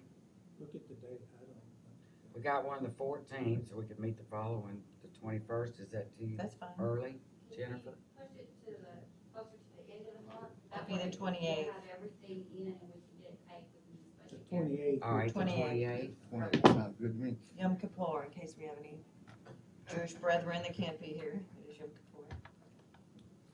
Okay, so then in that case, we need a motion to recess here, and then we'll come back on the 28th, but we also meet next Monday, correct? Before you do that, Oh, I'm sorry. there's one more item, just to, I sent y'all an email involving some personnel matters that Pam asked. Oh, okay. To send it to you, but I don't know if you wanna do it today or not. Yeah, might as well, it's not even lunchtime yet. That's fine, I mean, it's a personnel matter. Might be 5 o'clock, we'll wait till Fairgrounds. I got one issue. You didn't ask me. I was getting there. You just fixed to I was- adjourn. No, I was trying to, The, I'm sorry, yeah, I was. This is a, it didn't on the board, but I want to make the board aware of it, these in minutes. This is the tenant, the lease agreement that we did for the helicopters at the airport Mhm. a while back. They rented part of our space to somebody else, so that allowed our lease to go down Oh, man. some. $33 a month, $30 a month, but still, it still changes the contracts, put it on the. You need a motion to that effect. to No, this- I don't think so. We already voted on the You already lease. voted on it, it's just. On the this lease. is Just amendment. for The amount. reduce the price. Is that cool? Y'all spread on the amendment on it. So we'll do a motion to Not valid. spread the amendment on the minutes? Carlin, you wanna do So, that? yeah, I'll make the motion for it, if you can give me the amount. You okay? What's wrong with you? Oh, I'm sorry. Okay, so we have a motion to spread the amendment to the sheriff's lease. Do we have a second? Second. Any discussion? All those in favor say aye. Motion carries. Now, do we have a motion to consider going into executive session to discuss personnel? Motion. Second. Any further discussion? All those in favor say aye. All those opposed, motion carries. Yes, When you move to go into closed session, it's special executive session. Motion Well, to go into I think we bypassed, I don't, I don't have a problem with I'm gonna be honest with you, I don't, Say a prayer on the, I know, because thank it always makes me nervous. I have to think about it, map it out. Okay, we'll need a motion to come out of executive session. Second. Any discussion? Mr. Holloman? In the course of executive session, board discuss one matter of personnel involved in the fairgrounds, no Okay, now, any Motion. other motion to Recess. recess? Second. Any discussion, all those in favor? Aye. All those opposed, motion carries. All righty, Boom. I wasn't gonna go to Pam